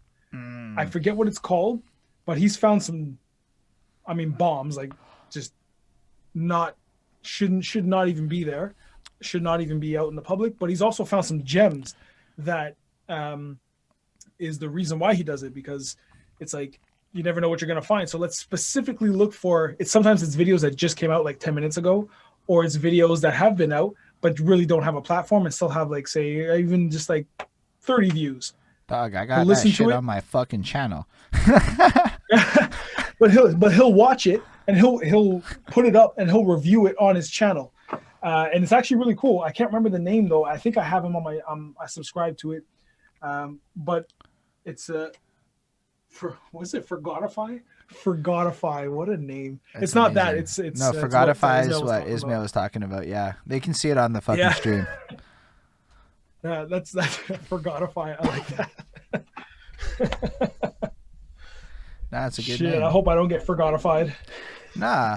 If anything, you're getting fucking, what is that shit called? Shazammed. Motherfuckers will Shazam you. That would be awesome. If the day I get Shazam because someone hears it, hey, wait a minute, what's that? CB Mac, like, let it go. Dope. I'm gonna check that out. It's like, dog. That's I cool. had my That's first really Shazam cool. this week. Because you get that email from Apple Music every week, and it's always at 00 for me. Sometimes it goes 11. Somebody fucking Shazammed one of my songs, and I'm like, I don't know. It was awesome, like, because that's some serious shit. That's like literally they had to pull out the motherfucking phone and actually scan that shit with Shazam. Apple, what is this shit? Because it's also part of Siri. Yeah, right? that's dope though. Or I guess you say Siri if you're an Apple person. I'm clearly not an Apple person, but I need to be because Clubhouse is on Apple and it's not on Android, and Clubhouse is lit. Yeah, there's a reason. What is Clubhouse? You have to be invited, no? Getting an invite code is not that hard. I have multiple people that can get codes to the squad if I needed to.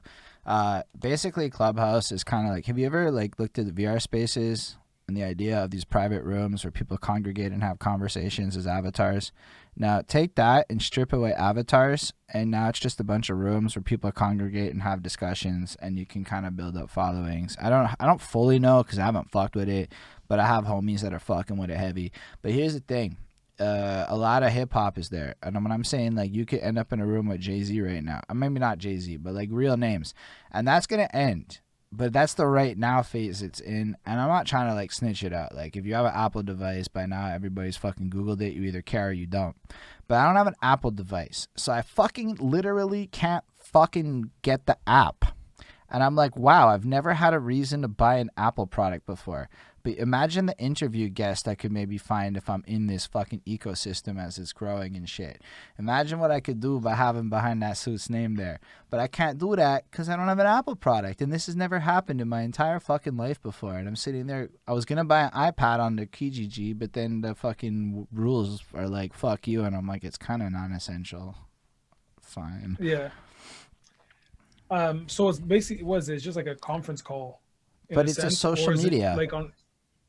And so yeah, even on Facebook they have those rooms. You can but nobody uses those. So imagine what are those for though? Because they copied somebody else, and nobody used it on Facebook. But somebody else, probably Clubhouse or one of these things, had success with rooms. Zoom has rooms. Facebook's trying to be Zoom when they did the rooms. They wanted to have like parties and shit or whatever. So that's how these guys do it. So when you see Facebook dropping a feature like that, they clearly just saw somebody else's fucking feature and stole that shit, because that's how they fucking do, right? That's how they operate. It's not like they just come up with shit. They're good thieves more than they're innovators. Yeah. But like if the ecosystem is you could be on this shit, you're sitting by yourself at home during COVID times. Everybody's in lockdown. Everybody's bored. And then all of a sudden there's this place where you can have a 40-person debate on the this or that or the that thing. Like the cast of The Lion King was singing Christmas carols in a room one time. The Broadway musical Lion King cast. And I'm like, okay. So it's not like, look, it's like, it's you either like it or don't. But personally, I'm going, I can't even participate. And I'm like, that's fucking whackness. That's never happened to me before. The opportunity's there, but like you're not allowed in yet until you get an Apple product. Which is the nutsest thing I've ever had to say in my life as an avid Android fan. I definitely need to either fully invest in Apple or just pick and choose what products would be most useful. I definitely need to switch my phone because my phone's too old. The camera sucks. And I just need better quality. Yeah, it's worth it. So I don't know if I should go Android or more Apple. Apple. Because I don't use Apple anyway. Nah, I'll give you a real answer. Phone, but an answer I never thought about before. Here's the truth of the matter. Everything we're trying to do is about networking. That's the real big facts of the situation. So you provide ill bars that people really like, so they want to fuck with you. I had this platform, so they want to fuck with me. Either way, in our world, networking is the most powerful thing going on right now. I actually don't know. Maybe if I marketed myself as a musician more, I could actually do better than I do, but I don't present myself like that because this is really what the brand... Anyway, that's a whole other conversation. But we want to be around people that have more money than us in this game, because those are people who found out how to have more money than us. And let me tell you something about Apple. You have money if you have Apple products. And the future of technology is ecosystems more than it's not. So what Apple Yeah. has, why they're exclusive to Apple right now, is because there's no fucking poor people over there. Is the truth of the situation. So a lot of the raffle, like the lower end classes, are on Android, and so a way to keep poor people out of your shit and gate it is if you're an app developer with a social media platform, blah blah blah. Apple only. It's not. This is a theory. I have no fucking proof. So allegedly is and all. But the other side of it is, it's cheaper to develop for Apple because they have limited control on their devices versus Android, which has a whole bunch of other shit. But at the end of the day, it really has to do with money. You could easily get your shit on Android. If you limit the pool of fucking rich people to like whatever, then the celebrities will stay on your platform and you keep getting good headlines. Then inevitably it's fire. You have to go to Android because demand is there. That's coming within the next few months. And then it becomes what TikTok is now, and it's fucking awful. And then the new thing happens. Okay. And then the new thing happens. And then it's fucking interesting. But as a networking potential, you really need to position yourself. This is what I'm learning. I might be wrong, but I also do aspire to one day have $1 million in my bank account so I can do grandiose things for my city. It's not about like me. It's about like, you know, I want to execute some bigger ideas. I want to get the Bell Center one day for a thing, you know, like that's real money. That means you need real revenue. And that's true. iPhone fans are willing to pay more for apps than Android fans. Big facts, because iPhone people make way more money. This is not like whatever. So I watched this marketer, Scott Galloway, and the way he puts it is if you have an iPhone and an iWatch and a whatever, you're basically telling your prospective mate, you don't have to worry. I got the cash flow to take care of you. That's a real branding. Yeah, it's a real the branding. Bling bling is turned into tech bling. But it's what it is. If you can afford Apple, if you can't Apple everything, it's like Gucci. It really is. It's really fucking expensive. Interesting. Yeah, there's lots of things I have to look into and upgrade and reevaluate. Oh, just one thing. Not everybody with money is evil. You just want to find the people that are good with money, and you're not going to find them because the truth about money is money hangs with money. Yeah, for sure. Anyway. For sure. I agree. Yeah, sorry, I cut you off though. I definitely agree. All good. Anki? Yeah, What's Anki? I don't even know what that is. Yo, what is Anki? Oh shit, he's saying either way, it doesn't matter because the app is free on Android because nobody's gonna fucking buy it on Android, but it costs money on iPhone. There's another end to that. App developers have to pay money to be in the iOS store and shit. So you don't necessarily have to pay money to be in Google Play, if I'm not mistaken, in the same way, or the fees are astronomically different. So app developers tend to have more of a premium. It's also why Nintendo Switch games cost more than Steam games, because there's a higher dev cost to be on the Switch. Yo, what's up, Willie? How's the hockey game, Willie? Yo, shout out to Willie. I hope it was a good game. That's all I'm saying, because I know Willie was doing his hockey shit. And if y'all are here, make sure you follow fucking Willie World and show love like that, because dog is playing our music.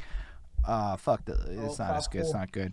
My mom's going to make a Facebook status about it. I absolutely fucking promise. It's going to be like, oh, my night's over. The Leafs won 5-4. Oh, woe is me. Or whatever. That's going to be it. That's how I get my sports updates. But yo, Willie's the reason, like I said, that CB Mac and I even know of each other's existence. So you fucking should all fucking follow Willie Scandals. And we I remember the night where I was making some songs. This is after like the whole falling out with BP and everything. I was making some songs and I had to find a way to get like a focus group kind of thing and see like, okay, I got to see who can listen to it and give me some feedback. And I swear I was 5 minutes from going to bed. It's on the computer, just Facebook, whatever. Randomly, I don't even know how it happened. Randomly, I saw this post. I didn't even know who Willie Scandals was. I was scrolling through and I saw Willie Scandals kicking it live, send in your MP3s. I was like, why not? Let's give it a try. So I just sent it in, showed up at the show, met all you guys, went back again. And then from then on, it's just like, I just connected with you guys. It was dope. It's since that point on, man, I've been working with all of you. Yeah, man, it's dope, man. All I know is Willie said very heartfelt things about me. Like, Willie doesn't just play your shit. Willie goes out of his way to find something positive to say about your shit too. It's real feel good. But he was like so sincere. And most of Willie's audience, I don't think they fuck with me as much as Willie does. That's okay. I don't know. I'm fucking weird with that shit. I respect that. But shout out Willie because he keeps playing my shit. And I look, because yo, as much as Willie's watching the reactions, I'm also watching the reactions. These motherfuckers react to CB Mac, you know? They fucking react to CB Mac. These motherfuckers watch me and they're like, yeah, it's okay.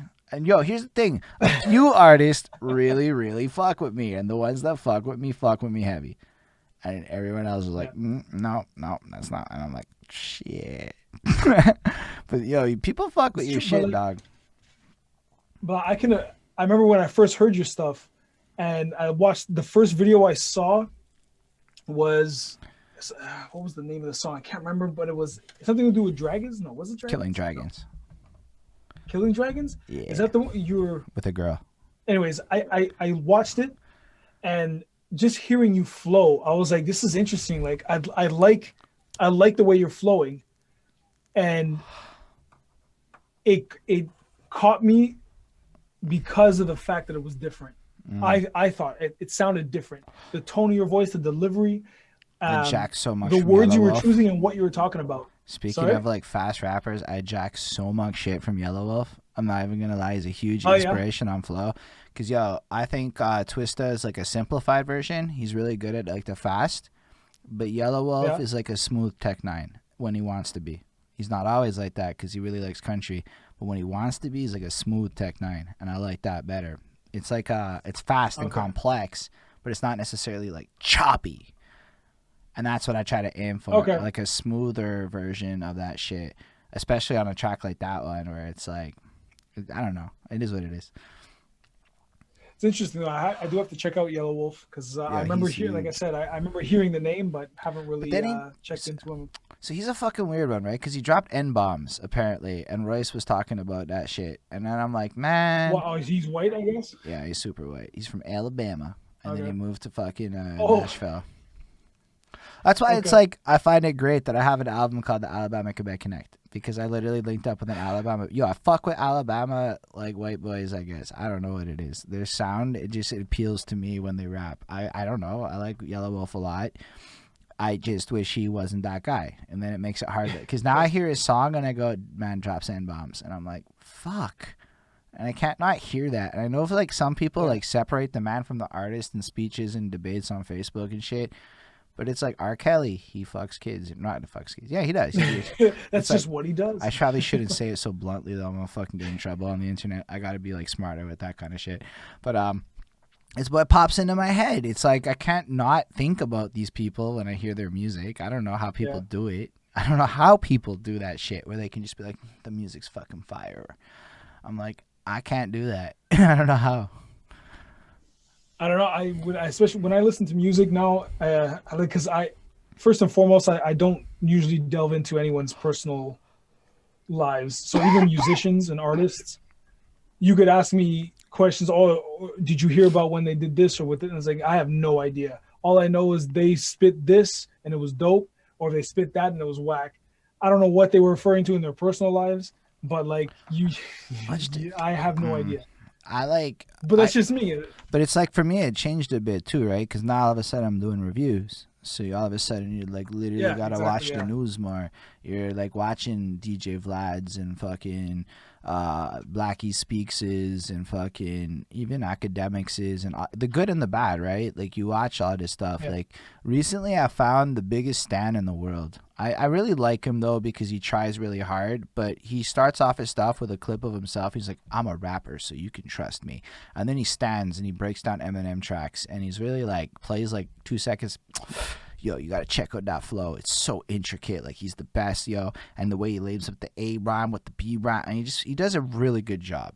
I hate the content, but he does a really good job with it and shit. So I watch all this stuff, and then I started like getting more into the gossip ish because like, yo, it's everywhere. You can't like actually do your homework as a creator in the field of it and not end up watching these news sources. I agree. But that's That's where me. I think we differentiate. Like exactly, yeah. Where we came back to, or sorry, to go back to how I listen to music. Like I said, I listen with a purpose, and that purpose most of the time when I'm listening to hip hop is to break down or understand how they made their bars. I'm not there to listen to, oh, Kanye's talking about this and that specifically. Really don't care about his personal life. Like Oh gosh, his I just don't personal life care. is so fascinating. Anyway, I know. Yeah. Well, that's what Joe Rogan podcast was for. When I watched that with him and Kanye, I got to get an insight into that because I was curious. But that's because I specifically watched it for that purpose. But when I hear his music, I don't care about that. I want to hear how he wrote what he wrote, not why he's writing Yeah, it. Like I actually, don't want to hear I about the feel you heavy on what you're saying. I feel it because you're saying when I listen to the music, it's a study exercise. Is the truth of the matter. So it's like basically. and so when you listen to Kanye, especially with something like a Kid See Ghost, where like honestly that shit's fucking interesting. That is an interesting album if you haven't heard it. It's the one he did with Kid Cudi and that 7-track run he did. If you have not heard that, it is an interesting experience, and I highly recommend it because that guy does scat techniques with his vocals, as in the jazz scat technique. And a lot of people make fun of it, but I'm like, yo, that's like an actual thing, right? Like, you can't just make fun of Yeah. people for making mouth noises. That's a real vocal technique and shit. And Kanye kills it. He has like a whole chorus where I mean, you don't have to agree with me, but he just like and I'm just like, yo, this is the greatest shit I ever heard. Kanye's not saying words, and it's fucking amazing. I'm like, Kanye's really good at not saying words, but at the same time, like I read his Twitter threads, and I'm like, nah, I get what Kanye's saying. I get, well, you're mad, but I also kind of get what Kanye is saying. I actually am convinced that guy's president, or at least making a serious run in 2028. Yeah, most likely. Like people It's gonna act be like he's interesting. kidding. I'm like, yo, he got like 5-figure votes. It's over. That guy's actually doing this, guys. Yo, he's not kidding. He's gonna do this. Yeah, no, And you know he's what? dead serious He about made that. $3 billion fucking dollars in like a year or two. So let's not like discount him as a fool. He might have erratic issues, but so does a lot of people. Yeah. So like, I Yeah, look no, at him and I'm like, that's one thing I'd recommend to people if they want to know a little bit more about Kanye and just the way he thinks. Just watch the interview with Joe Rogan. You get to see him react and act and question and how he questions things. I like believe it or not, watching Joe Rogan talk to Alex Jones made me rethink Alex Jones. I watched all 9 hours of the 2 Alex Jones interviews because it's so interesting. When you have a guy like Joe Rogan who can focus on Alex Jones and keep him on track, Alex Jones makes all the sense. It's that most people derail him on purpose, so he says stuff like gay frogs and whatnot, which is, a silly optic. I watched a video that said Alex Jones had a point on that, by the way. We all made fun of him, and then it turned out that the water actually did do this to the frogs, and that was an actual thing that happened. And then I said, oh, fuck. Yo, we all made fun of Alex Jones for that, and then Mans followed up on it. I watched this video on YouTube recently, actually, and he's like, yo, there actually was some shit that changed the sexuality of the frogs. And I'm like, yeah, oh, fuck, eh? Like, you know what I mean? Yeah, like, damn, he was right. But I don't feel like he spews garbage. I feel like he always does come with factual things. The only thing that I think throws people off is that, one, like you said, sometimes he gets derailed and he has to go on different tangents and just makes it all seem like less palatable. But he is very how do you say, he's very enthusiastic. He's a super enthusiastic guy when it comes to the information. Now, I don't, and that kind of puts people off guard sometimes. I'm not saying I agree with everything Alex Jones says. I'm just saying that watching Joe Rogan made me empathize with him in ways I wasn't expecting. Joe Rogan's a huge influence for me. Like, he's a huge influence for everything I'm doing right now. So is Nore and Drink Champs. Nore is a fascinating fellow. If you have not watched Drink Champs, watch that shit. Dude, it's the greatest. So Nore is a Grammy Award-winning artist with a great career, right? Capone and Noriega, and all that shit. So he's there. And then you have him interviewing legends, as in a bunch of people with professional camera training who've also won Grammys and other celebrated things, and they get drunk and high together. But because they're all media professionals, they can hold their own. And then they do the first 2 hours is whatever, and then hour 2 to 3 starts, and that's when the show gets lit. So that's why my Sick. interviews are Okay. long. It takes me something like 2 hours to break somebody down usually. So I was talking, and this is no disrespect to Lorelai. I gotta watch the DMX interview. That sounds fascinating. But I was talking to Lorelai, and at the start of the conversation with Lorelai, she was Lorelai. By the end of the conversation, she was straight Keisha. I had turned her into herself. And it took me about an hour and a half to 2 hours. And I tried to, because with you, it's different. Like, this was just straight up your Chris Mack the whole fucking time, let's be real. Like, that's what this, because we already went through that, like, fucking thing. It's easy peasy. We're at that point. But I have to, like, figure people out a bit, right? And then it takes, so I hit them with these, like, random questions all over. We tangent a lot, but I can keep track of it. So I'm always keeping track of the pace of stuff, pausing, unpausing, redirecting. And it effectively makes them drunk in the same effect as what fucking, and then we get in this vibe. And by hour 2 to 3, it starts to get a little more interesting and it gets more personal. We all start and I'm stoned at this point because, I mean, I kept smoking pot. So I'm like, all right, fuck it. I'm going to talk more now. That's when I start talking more. And it just kind of slaps out proper. I think that's what makes your interviews much more interesting and along the lines of a Joe Rogan podcast, because in the beginning it's very formal. It's, we'll get like, the niceties out of the way and ask these questions here and there.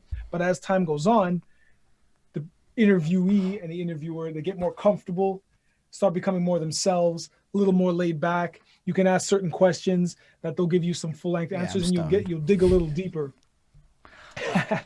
It's cool. Like, I dig it. But when I say stoned, I mean, like, dog, I can fucking Snoop Dogg smoke. So it's not like I'm ever going to be completely gone. It's just, I know that I've let my hair down at this point, but this is as far as it's ever going to go. It's never going to go past this. I'm still in full, like, control. It's just, it's also more the time of day. It's 10:13. Right? So like I don't have the same level of control of my brain. I'm not normally socializing. This is more like canoodling time. You know? That's it.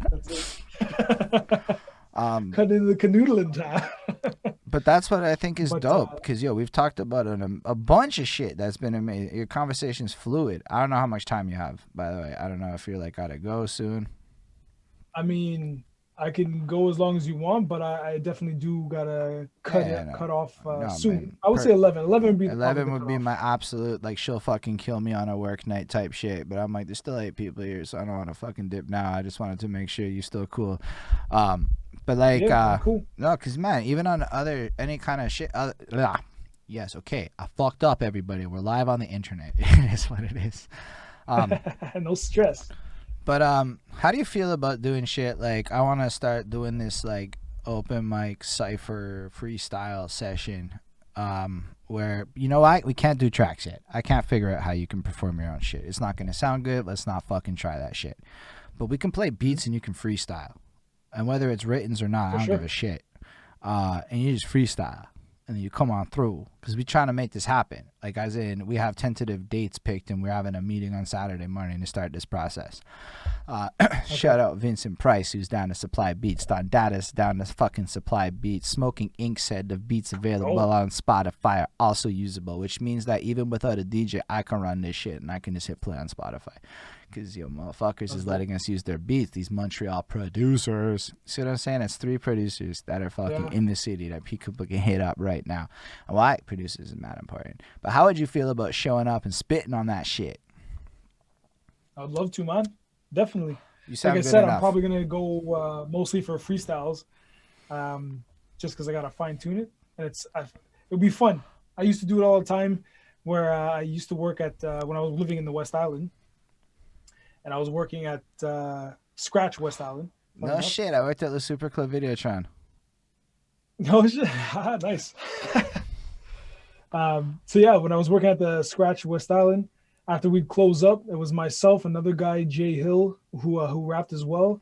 And then I had Kareem, who was an R&B singer, and we used to go out and we'd switch the beatboxes between the 3 of us. Whoever was beatboxing wasn't rapping. The other guys would spit some verses, sing some songs. The other guy would take over beatbox, and we just go around and do that over and over. So it was like, all right, guys. Huh? You beatbox? Yeah. Yeah, I'm not the best, but yeah, I beatbox. Yeah, that's dope. For sure. I was actually planning on making a track soon where I beatbox the whole thing and I record over it. Yo, this guy and I had the same idea.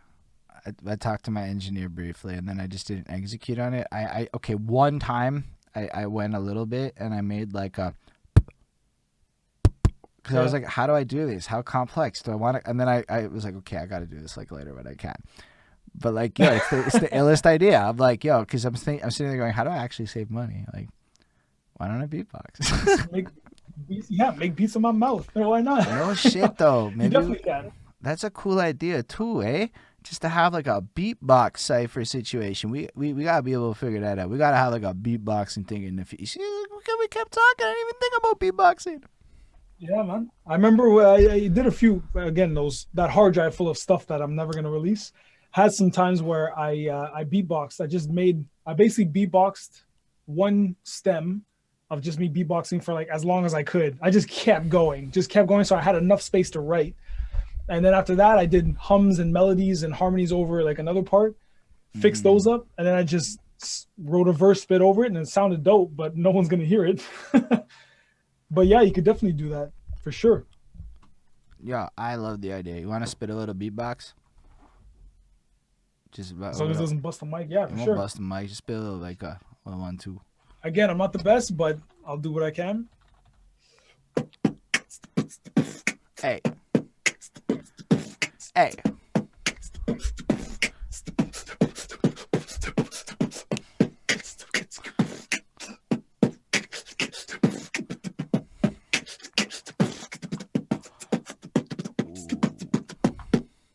That was fun. That was dope. Oh, it kept it going. That was good. Y'all like that? If y'all like that, put a little fucking emote so the man can see it. That's right. Ismail knows what's fucking up. I got a nice from your lady friend Bonnie. Woo! I was super into the like dubstep version of it for a quick minute with the whoa, whoa, whoa, whoa. And I was trying to like fuck a lot with that kind of stick for a minute. I'm not good at it. I'm really not. I mean, yo, everybody's there fucking loving what you just did, dog. That's some fucking fuegos. Nope. Straight up, Willie's also done that beatbox thing. It's what it is. Yo, I like that. I like that idea of sampling the beatbox. That's sick. High Kick Kin. I'm gonna try and remember that one after. Maybe I'll forget, but that sounds like dope, man. I've heard of that guy though. The only one I really remember is when I'm younger and that. Heard of him. If your mother only knew. That shit, that's just a fucking banger. That shit is so good, man. Yeah. And then it was done. It was like nobody fucking gave a shit about beatboxing again in my life ever since, except for me. And then I remember somebody told me how to like do this P sound technique. Shout out fucking Dr. 80. If you ever watching, he'll know what that is. And he showed me how to do like a sound. That's the one thing. And then everything else I just fuck around with it. I just fuck around with it, right? And it sounds like trash for years, and then all of a sudden I got more melody game on, and I'm like able to add like melody to it. That's all I can do that's cool with it, is I can add like a bass line or something to it. Well, if you can figure out just like your mother only knew beatbox where he was singing in beatbox. Razel, that's who it is. Thanks, Willie. Razel, that's it. Yeah. Man, I was even thinking about this the other day. I was trying to figure out the name again, but yeah, Razel. When I heard that put me on the idea of like, yo, if I can figure out how to beatbox and hum at the same time, at least. And then once I figured it out, it was the hardest thing for me to beatbox and hum. But once I figured it out, I was fucking doing it everywhere. I was like, I can just hum a melody and beatbox at the same time. It's no problem. Facts. And then you start like doing weird breathing shits, like. Yeah, you're trying to like find ways to like add those shits into it too, because like they add new sounds and stuff, and you start making all these fucking weird mouth noises, and then your girlfriend's looking at you like, guy, what, this sounds like awful, for because it always does at first. Yeah, like, you crazy. But then it's true. And then I remember someone doing something with their hand like this, and you blow in or suck air into it, and it sounds like a scratching sound, like. Oh, that's cool. Like something like that. I don't know, but it's like, pretty sick.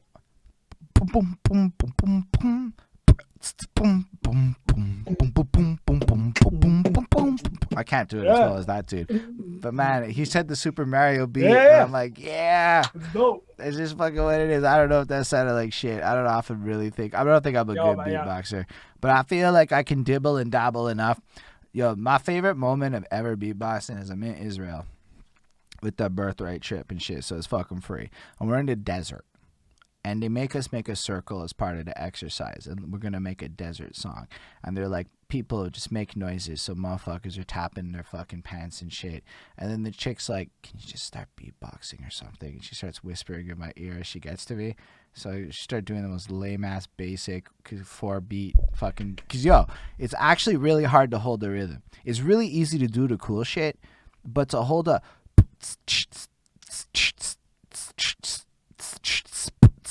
and to hold that for like 5 minutes is the hardest fucking thing in the world. I don't give a fuck what anyone says. So I picked the most simple shit I could hold, and then everyone started adding these layers of it was like fucking gorgeous, dude. It was like we created this fucking acapella / people were like banging rocks and shit. It was nuts, right? In the fucking desert too. That's awesome, man.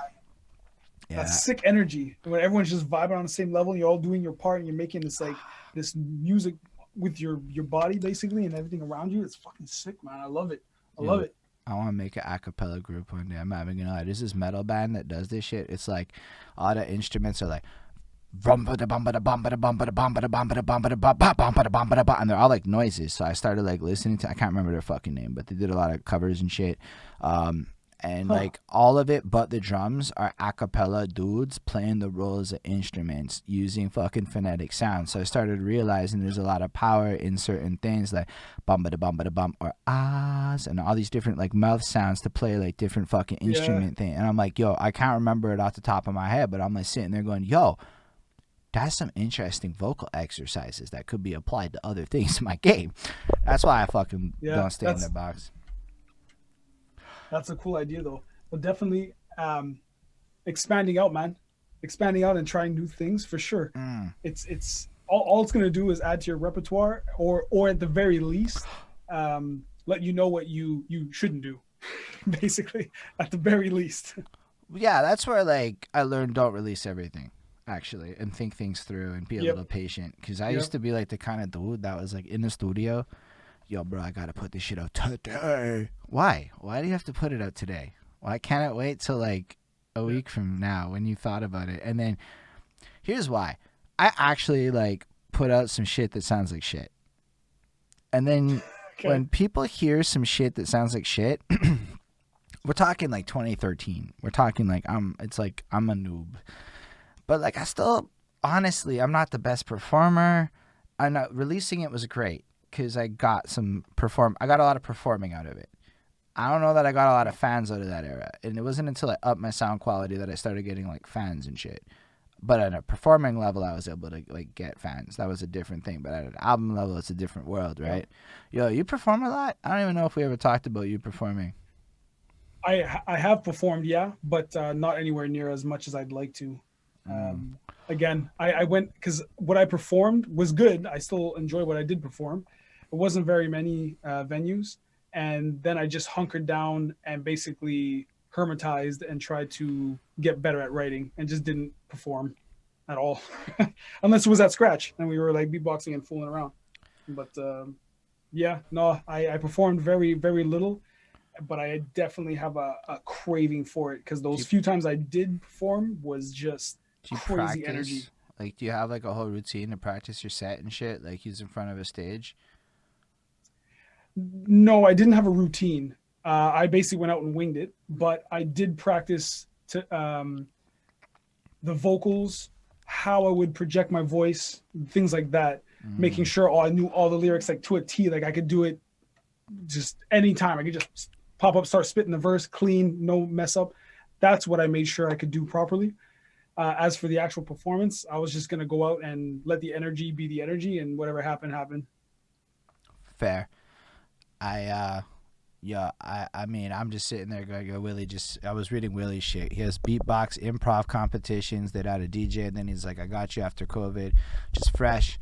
I'm like, the one thing I know is I'm going to practice the shit out of my next live set.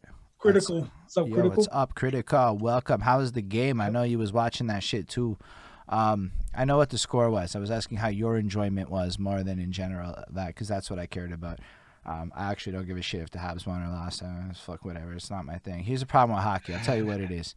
There's two things to it. One is it's like a full-time job to fucking give a shit. So I fucking like don't have it in me, right? Yeah, that's fire, dog. Actually, Willie, it's pretty fire. So it's like a full-time job to give a shit about hockey. Like if you're not watching the games, you're not really in it, right? Like it's just, and that's a lot of time that I don't have, and I don't really want to do it. It's not even that I could make the time. I just don't want to. Then the other side of it is, I'm not gonna lie, I live in Montreal, and I love hockey fans. I don't know how I feel about Habs fans, but they're not my favorite group of people in general to talk to about most things when we're out in Habs time. So Habs fans man, I know this is kind of a weird thing to say in Montreal, but Habs fans made me not want to watch hockey more than they made me want to watch hockey. So I moved on. Okay, yeah. It's like, you got to be Yeah. part of the club. And I'm like, yo, but Philly's dope. Like, you can't say shit like that, though, because Philly was dope, yo. That's all I'm saying. Yo, I'm like, yo, but Yeah. fucking Boston's got some fire going on. What are you guys hating there? You can't say that shit. Like, yo, what's wrong with the Leafs? Yeah. I don't get it. I don't fully empathize with all of the beefs. I don't want to take that shit on, you know? I don't want to be that guy. Yeah, I feel you. I feel you. I personally, I never. I was always a basketball fan. I used to Okay. play and I used to watch. I used to follow that like a religion, and then stopped. Just up and stopped. I just didn't follow it. I haven't followed it since. I don't really follow any sports anymore because I think I'm around. I think I'm on the same page as I could put in time to watch it, but I don't. And now I've been out for so long. I used to ask guys like a year ago. I was like, so yo, Vince Carter's still on Toronto Raptors, right? And someone was saying that he's like, I don't know if he's on Toronto Raptors. I don't know where he is now. Vince Carter. Okay. That's my. I mean, I'm just going. I don't know. Anyways, basketballs. I know how to. yeah, yeah. I was not to my own horn, dude. but I was pretty sick. But anyways, it's the fact that I don't have the time. As much as I miss it, I love basketball. That's my thing. But I can't watch it anymore because there's just too much going on. I got too much going on that requires my attention, so I can't even enjoy it. Even if I was gonna watch it, it'd be watching like 5 minutes. Then I gotta do something else. Then I gotta come back. Oh shit, I missed that, and come back. We got her retired from Critical. And yo, this is again, no disrespect to y'all. Listen, man, I'm into actually. I spend all of that time that people spend watching sports and shit. I really like video essays on video games right now. This isn't necessarily playing video games. I like watching 2 to 5 hour videos about guys who played video games and wrote 2 to 5 hour videos about their experience. There's something about this I find so enthralling. And I'm never going to play most of these games, right? I'm just never going to.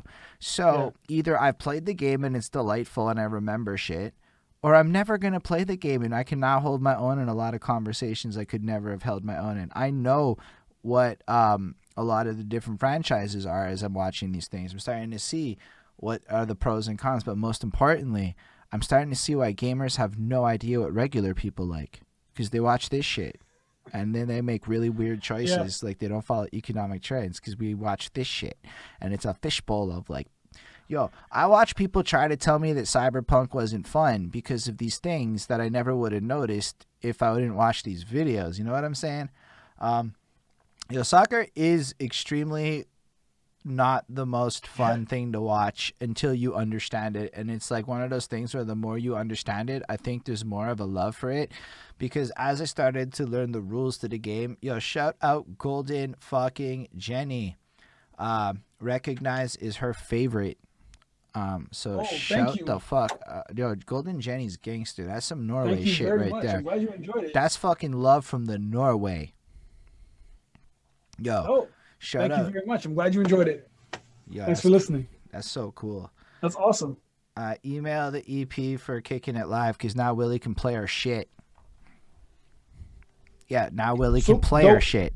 Nope. So now it's cool because before you're like, yo, I released it, Willie. I want to send you my shit, but it's out and I can't send you my shit now. So fine.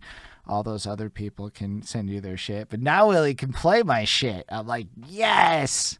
I'm down, man. I'll definitely send it to you for sure. Actually, it's good for things. But yo, that's crazy. Tunisia, I can see how it's popular there. Soccer's popular everywhere. I'm just not like a sports guy. That's what it comes down to. I chose music as my sport. Like, that's how I see this shit. Like, it's marketing is my sport. I watch marketing motherfucking shit, too. I'm into that. I'll watch... You know what's also fire? I don't know if you ever been to the Royal Institute or Talks at Google. They just pay famous people to show up and talk about shit for an hour, and they give it away freely. And if you like dig through the crate, like Tegan and Sarah, as an example of somebody at Talks at Google last week, I was like, Tegan and Sarah, and it's some innate fucking weird shit. But Google does this because it makes their employees happy. The employees get to go for free. They get a piece of content. They go, we gangsta, and they get a bunch of smart people coming through sharing knowledge with their top minds. So it's a bang bang for Google, and then they give it away for free. But the Royal Institute's like that, but it's British. 120-year-old institution or whatever. So I watched this shit is these scientist motherfuckers talk about stuff. Like I watched a fascinating one about linking autism to innovation.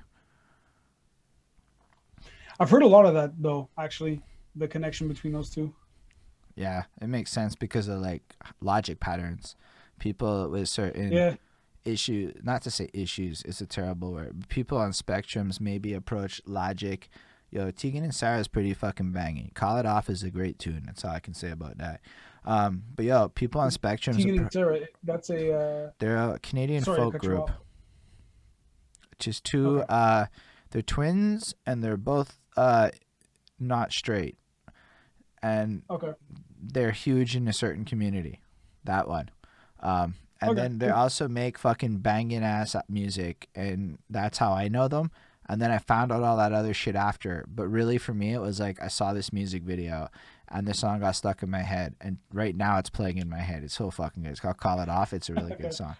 That's cool. Mac knows your lesbian twins. Yeah, I was trying to say it different. I'm like, cause yo, I don't know. It's not the same thing as that group there. That's what is it? No. Those ones are tattooed. All up in my head. It's all the things she said, running through my head, running through my head. Anyway, that shit is a banger. Okay, I love that tune, but they faked it, and they're really against gay stuff, is what I found out. Like they're really they're like homophobics and whatnot. And I'm like, ooh, that's weird. But apparently the label pressured these teenage girls to sell that image. It's really weird, that whole story. Wow. But the songs, they happen to be actual twin sisters, Willie, and they both happen to be into this particular disposition. And with other people, they have other partners and stuff. Yeah. That's not the important part. The important part is they make banging ass folk, and they're Canadian, if I'm not mistaken, which is extra fucking cool. That's cool. And they were at Talks at Google. Their sexuality was the least relevant part of this shit. It's just, they're huge in that community. Whatever. Anyway, I don't know, man, because the spectrum. Because like straight up, I got that borderline shit, and where it makes me different from people is logic. I don't logic the same. I think in a more experimental fashion. I don't have a choice. I don't see the things that people call common sense and normals and whatnot. You can see it in a lot of the ways. Like, I'm pretty good at this because I've done it long enough through a lot of trial and error that I got okay at it. But it's not just this. It's talking to people. I get coaching. I read books. I fucking study the shit out of this. I mean, that's like half the books I read are about like self-help and crap because I'm fucking terrible at people. So it's a science. And I'm curious also if the link with autism and innovation also can be associated with the fact that, like you're describing, is when you need to improve something or when you know a certain thing needs to get accomplished, the path to get there. Like if I do this, X, Y, Z, inevitably I'll get here. So I wonder if that was what the video having was saying. Having that clear cut notion of this is what I need to do to get there, obviously, but it's the fact that maybe someone else knows that, but just doesn't follow through as much as someone else would, who is on the spectrum. Because I'm just curious. Well, if there's something there. There's a predisposition to being willing to experiment on everything. Okay. So like everything in my life is a data set. I have to keep track of a bunch of shit, right? Otherwise, I'm not gonna be like okay with things. I have to like my girlfriend. I know it's terrible to say this, but she's a project, and I have to track stuff like, have I paid enough attention to her? Have we fucking done enough chores to keep the balance equal? And I pay attention to all this stuff, like their fucking key performance indicators. And I know it sounds fucking strange, but when I say I project manage my life, I mean I really it's a project, and I have to invest in that project if I want to grow that project. babies and stuff. Absolutely, yeah. And that, you gotta convince her that she should mate with me. So how do I convince her that she should mate with me? Well, okay, prove I can X, provide, Y, blah, Z. blah, blah, blah, and it all kind of Yeah. works like that. She actually came at me years ago and said, how are you going to pull this off? And that made me have a timeline, and I had 5 years. We're in year 5 now, and I figured out a cool way to pull it off. It took about 4 years, but she actually put that on me, and then I had to experiment and learn and fuck it, but it put a clock on it and shit. But it ended up being like trial and error. Content marketing is an A/B testing game. Yeah. So I was able to evaluate what worked, what didn't. I'm able to take the fucking comments and create data sheets in my head and keep track, not necessarily in like a very detailed manner, but more like a card counter. Positives, negatives, Yeah.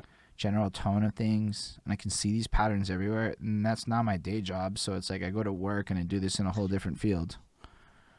Yeah. So I feel like this is something that, for one, I know I could benefit from improving if I had that ability to not just see X, Y, and Z, but execute them in an orderly fashion and do it in a consistent manner, because that would just mean you would achieve more consistently. Whereas I feel like distractions sometimes come into play, and even knowing X, Y, Z, you still get distracted. But like, say, like, I gotta get the song done by this week, so that means I have to finish this verse, tweak it, mix it, or record it, mix it. If it doesn't sound good, then I gotta go back and do it again. And it's all these things I know I need to do. And then once all that's done, there's still the other polishing processes and this and that. But along the way, I'm working on a verse, and then an opportunity for a contest comes up. Well, this has a due date on that, so I should probably finish that first before I finish this, because this technically has no due date. But in that process, I find a video for learning how to mix better. It's like, okay, well, I can save that, so I can put that aside. So it's like, and then I don't know, some other family issue comes up. So there's so many different aspects along the way that even knowing X, Y, Z, there's still, I guess, life that happens. Oh, that's time management. Yeah, exactly. So I need to get better at time management. No, That's what I'm. that's what you need. There's those 2 words. Google that shit. There's a whole science and technique. I can break you down some shit actually if you want after at another point. I don't know how much people really want to hear about time management techniques right now, but like at work, we actually get lunch and learns on this, and so I got a really useful technique, and I basically use it really effectively to great success in my life. It lets me visualize my life by role. Is the quick version. So yeah, it is useful. Fuck it, we're gonna talk about time management a little bit. So I have rapper. That's a role in my life. But let's say behind that, but that's different than behind that suit, which is a separate role for me, because the role I play here is not me as an MC. It's the opposite. It's like I'm not an MC, so I don't really talk about it that much unless it works itself in. Then there's boyfriend. That's another role I play, and I gotta make sure that's reflected somewhere. Usually it's after 10 p.m. is boyfriend time on a normal night. Then there's gonna be exercise. That's Holden time though. That's just like self-help, I guess. That's another role I play, like focusing on myself, I guess. And then that's reading, and so what I do is each of these kind of gets a color, and then you get to allocate time to categories, and then that's how much time you have for a category. Then within those categories, you know how long it takes you to do everything. But if you're only putting 10 hours into music, and you know that it's going to take you 37 hours to make a song, I'm just throwing numbers out, then you can now apply an effective way to allocate your time. Now, you're going to absolutely fail at this, and it's never going to go according to plan for a very, very fucking long time. But inevitably, you create patterns that you can commit to. That makes sense. I've seen that developing here and there with certain things. I know that I've practiced more often than not.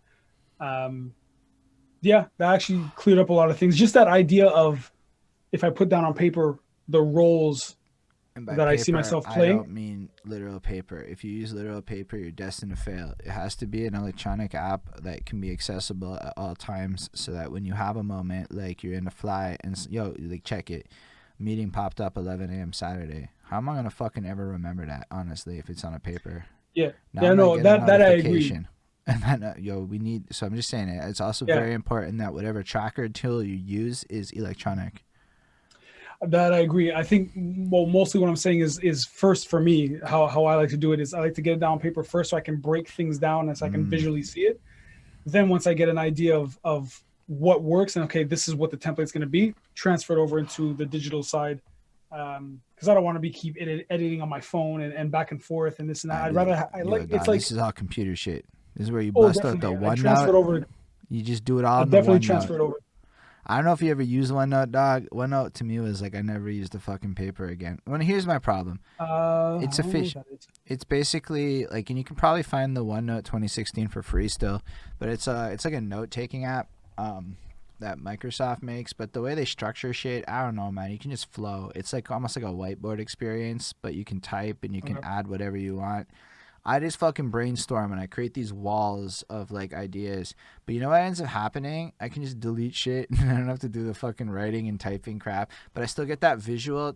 Well, for me, it works. And again, I don't do this shit on my phone. I would never fuck with this shit on my phone because it's not a good space for me. I'm really into the computer Yeah. for that. But then I have it visual in my face like that because I agree with you. But I find it just quicker on a computer or use Excel. It's like almost fucking designed for this shit.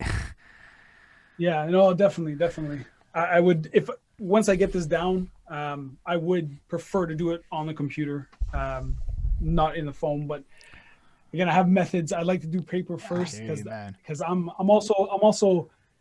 a Magic the Gathering fan, and that's what that's the one game I play now. And every time I build a deck, I need everything out in front of me. Like I need to visualize. This is my Say what? filter. It's my filters. It's the cheapest thing I could find for filter. It was the That's, 400 packs of yo, cards at the fucking Dollarama. I got 8,000 filters here if you want. Yo, But it's dope, man. It's way more cost yeah, effective. it's the idea that I need it visual first, then I can transfer it into a Is that how you build graph, decks? basically. Yeah. Tell us about your deck building. I actually care. Oh yeah. Dude, I play fucking Magic. I stopped Magic for the same reasons I don't play sports, but for a long time I played Magic. I was never a great deck builder, but I was playing during the era of White crushes everything and spell. And I remember at one point I had Did this you like say white crushes everything? back in that era when I was playing. Yeah, White was the power move because it was back like Human Creations, and you was like these combinations you could get where humans would effectively power each other and create renewable energies. Yeah. So this was like Yep. 2013, 12ish, right? Is it Return to Zendikar, like Oh that wow. era? Yeah. Yeah. That's when I last played Magic. Okay, so like I know a lot's changed, Okay. but Planeswalkers were a relatively new fucking concept at this point. Like they Oh weren't yeah, like they're that everywhere new. now. I mean, they were kind of everywhere, but like they were like relatively new, and if there were only a few that were like fucking fire at this point, and like it was Yeah. dope, man. I used to go to like the fucking tournaments where you would the release tournaments. You pay Oh $100 and yeah. you would lose, but you would get the cards, and it was so fun. But yo, I figured in a Yep. limited sealed format, I had a chance at winning because of the 6 packs, and at least then I could do better than a draft, which has way too. I told you, I know my Magic, dude. Yeah. I hear you. I hear you. It's dope. Shit, that's cool. But yeah, tell us But about your yeah, man. deck building. But it's the same method. It's just I like to lay out. I like to get. It's okay. You know what? I could take deck building the same way I like to approach songs. It has to speak to me first. Okay. If a deck doesn't speak to me, I'm not gonna build it. Just like if a song doesn't speak to me, I'm not gonna write it. So you're not really that into like googling pre-made decks. That deck has to I have hate it. you have to have a cool fucking effect, even if it's not as efficient. Yeah, exactly. I I'm feel all you. about the fun of it. I want to build something cool. I could care less about pre-made decks, even if they functionally work very well. They do. No, it's like I want to build my own. So Fuck that. what I love about what you're saying is part of what made me stop playing Magic was I was playing it with my boss at work, and shout out that dude. He's fucking crazy with it. He got so into it, pro studying decks. But here's the problem: all of a sudden, his decks were crushing mine because I don't have time Yeah, to study the fucking metagame and guys listening to podcasts. I'm on calls. yeah, He's studying the metagame because of his job as whatever. And I'm like, okay, this isn't the same. I want to do cool, weird combos with my shitty deck and with the limited exactly. cards at my fucking disposal too, right? Because we were playing Type 2. So it's like what you had. And you didn't have Yeah, all this shit. I didn't have yeah. the fucking money to go. And I'm not, like, It's expensive. It gets expensive. Definitely. I don't know. Apparently, though, you can, like, I met a guy in Sage Up who would make, like, $20 decks. murk your Yep. deck because he was that good, and then he would trade you. That's dope. That's actually dope. That's so good. That's so good. Wow. Yeah, I know a lot of people who hustled in Magic. I was really because at Abbott, I was into that community, right? I was into the club I rooms. feel like I got I feel like I got hustled like that, but with Pogs. And I used to play Pogs when I was a kid. Yo, shout out Pogs. Y'all ever play with Pogs? Yo, did you? Because that's where you Yo, flipped it, and then if it yeah, flipped over, it went to the other person. It was effectively gambling for kids. I don't know how yeah. that I happened. got mad hustled, mad hustled. I only realized he hustled me years later because like I had just got these Pogs and he had this nice shiny slammer and he knew what he was doing. He's like, "Yo, like check this out. Just put like a stack, and I bet you I won't even flip them." I was a kid, so I was like, "Yeah, yeah, sure, let's see it." He slams it, the whole stack. I don't know how he did it. Flips everything. There was like 15 Pogs in there. I just got them, and he just took them. That's fair game, and he left. I'm like, "Yeah, thanks, cool." I hate life now. It So I was never, horrible. I never really like played them. That's funny, Bonnie. You're adorable. I love you. Um, but I never really played them. What I used to do is take the Pogs, and because they used to have like characters on them and shit. And I remember Yeah. distinctly, I had a bunch of Pogs of the cartoon show Gargoyles, and Oh wow. I just remember Yeah. these ones because I would play with them and I would have them all on the floor like they were like action figures because I didn't have those action figures. So I treated That's them tough. like they were like little action figures and I would make up like stories where they would like interact with each other and they all became like characters and shit. And then I would have like That's 50, sick. 60 pogs laid out on the floor. They would battle and because they could slide them around and shit, and anything you could slide around could Yeah. fucking fight if you're a fucking 8-year-old or whatever. That's I don't know awesome. when That's so Pogs awesome, man. actually came out, but yeah, Bonnie, what you Yo, were supposed to do with them, it's a gambling game where you stack them up in a thing, and then you yeah, had these slammers or whatever, and they were shitty plastic ones, and they were heavy metal ones, kind of like Beyblades. yeah, Hey, actually, it was the yeah. same thing with Beyblades, and then you fucking Basically was, yeah. slammed them down, Bonnie, and whatever flipped when you slammed it down was now yours in that stack, and then you Yep. would restack them up Straight up. and gamble again, and you would just gamble away the days with Yeah. those pogs. If you did that, I didn't really do that. I was more into Pokemon. Pokemon dropped when we were young. Yeah, Pokemon was insane. But yeah, I remember losing a bunch of Pogs and I it didn't last long. When I had to keep going to get Pogs and I kept losing them, I was like, man, forget this. I just got the Slammers, kept them because they look cool. Mm. Especially the one that looked like an actual Beyblade with metal with like spikes Yeah, I on know it. what you're talking about. Uh, yeah, yeah. No. Kept those ones, all the really cool ones that we decided were rare and or unique. The ones that were like green with that were had like a plastic see through and had like a nice design on it. Like, oh, that's rare, man. You got to keep that one. But then he would, gamble it up, and everyone would be trying to take it. But he'd place it in a certain way where it's like, yeah, the rest will get flipped. Those little paper ones, not my slammer though. So you'd never get to take a slammer. He would just hustle you. Mm. But whatever. It Beyblades is were what it dope is. though. It was fun though. Man, I remember that shit. Everything got all digital after. Now this is my old man coming out, but Beyblades was like fucking one of the last really physical, combative, like adolescent types. Because we were teenagers when Beyblades dropped, right? Now I'm not gonna Yeah, lie. I didn't get to play with Beyblades when I was a teen. I was one of those, I'm finally 18 with money. I'm buying some Beyblades types motherfuckers. And then you try out the Beyblades and you're kind of like,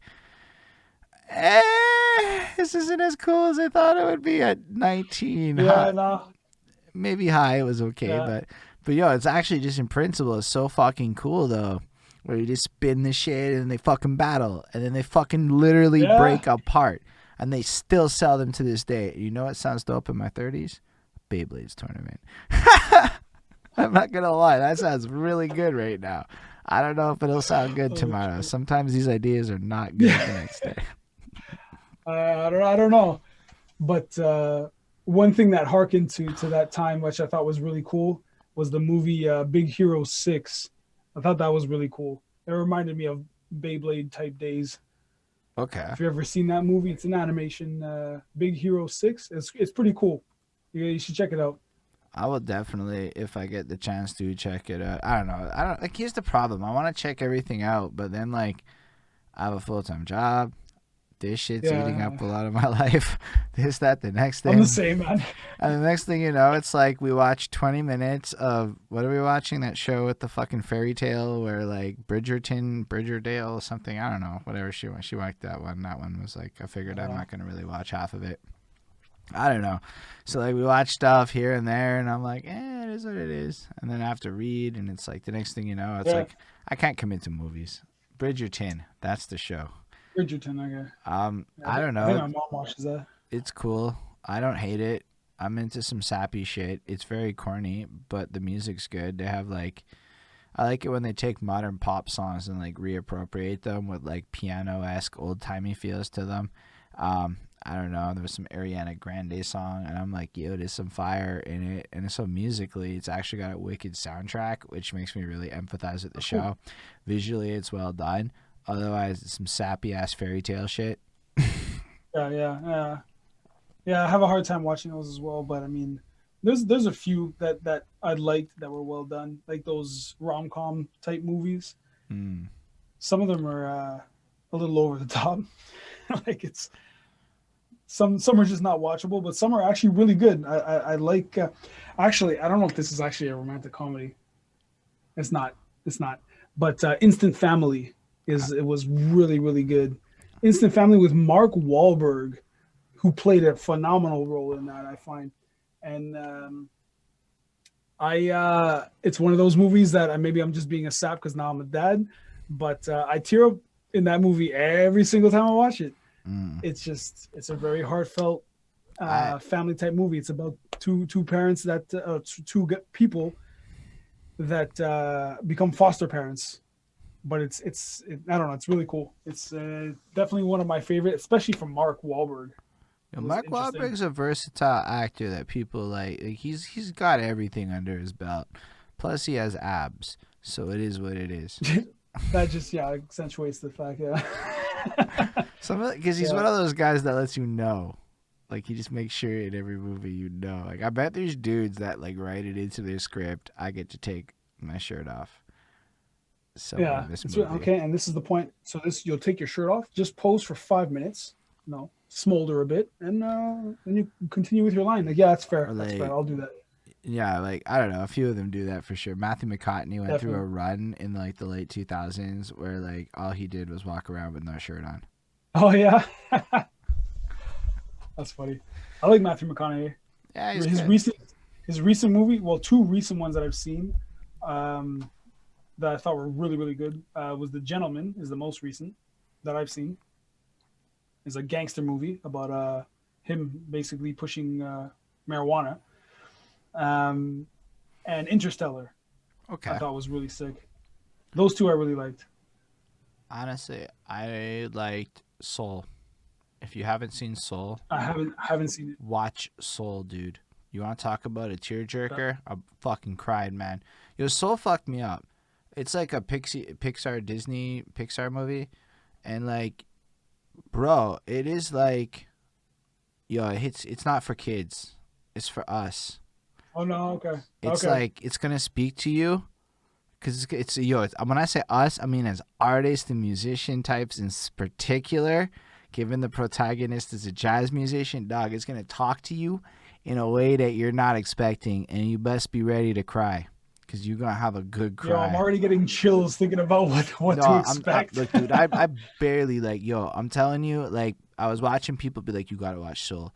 So, we got the fucking Disney Plus. So, I put on the fucking Soul movie. And, oh, my gosh, dude, it is I can't remember. Toy Story 3 hit me like this. It's a Toy Story 3 level, okay? Okay.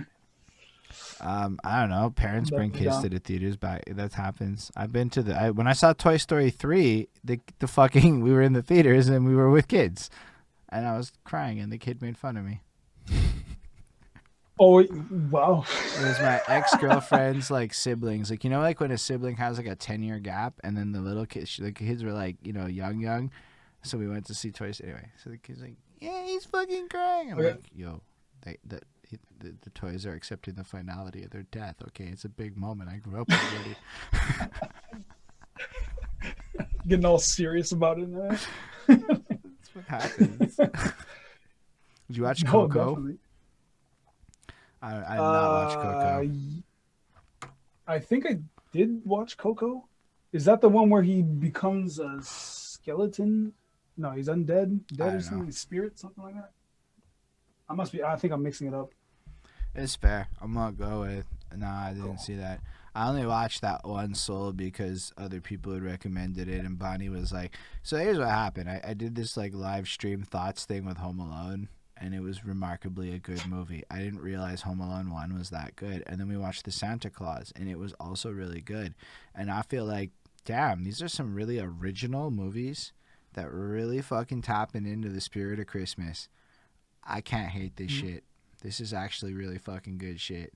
I don't know if it stays like that as we watch more. And then I watch Soul, and I'm like, oh my gosh, the spirit of everything is in me.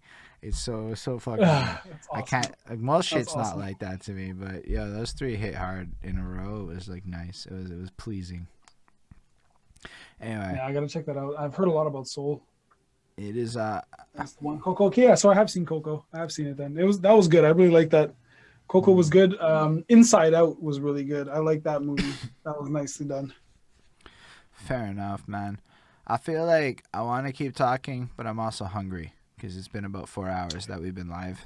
Yeah, So I feel you. I feel you. The hunger is creeping as well. So I feel like I just gotta do the little wrap up bit. So for all y'all watching, stick around. I'm gonna pick somebody on Twitch and we're gonna fucking raid them, and we should do the raid game. So let's see who it's gonna be. I'm loading up Twitch right quick. I should have done this. We're gonna raid DJ Bobby Payne. I don't know who he is really, but we still fucking raiding him because I think he's fucking around as part of the Preach and Cobia Vibe Tribe, who's fucking dope. I digress.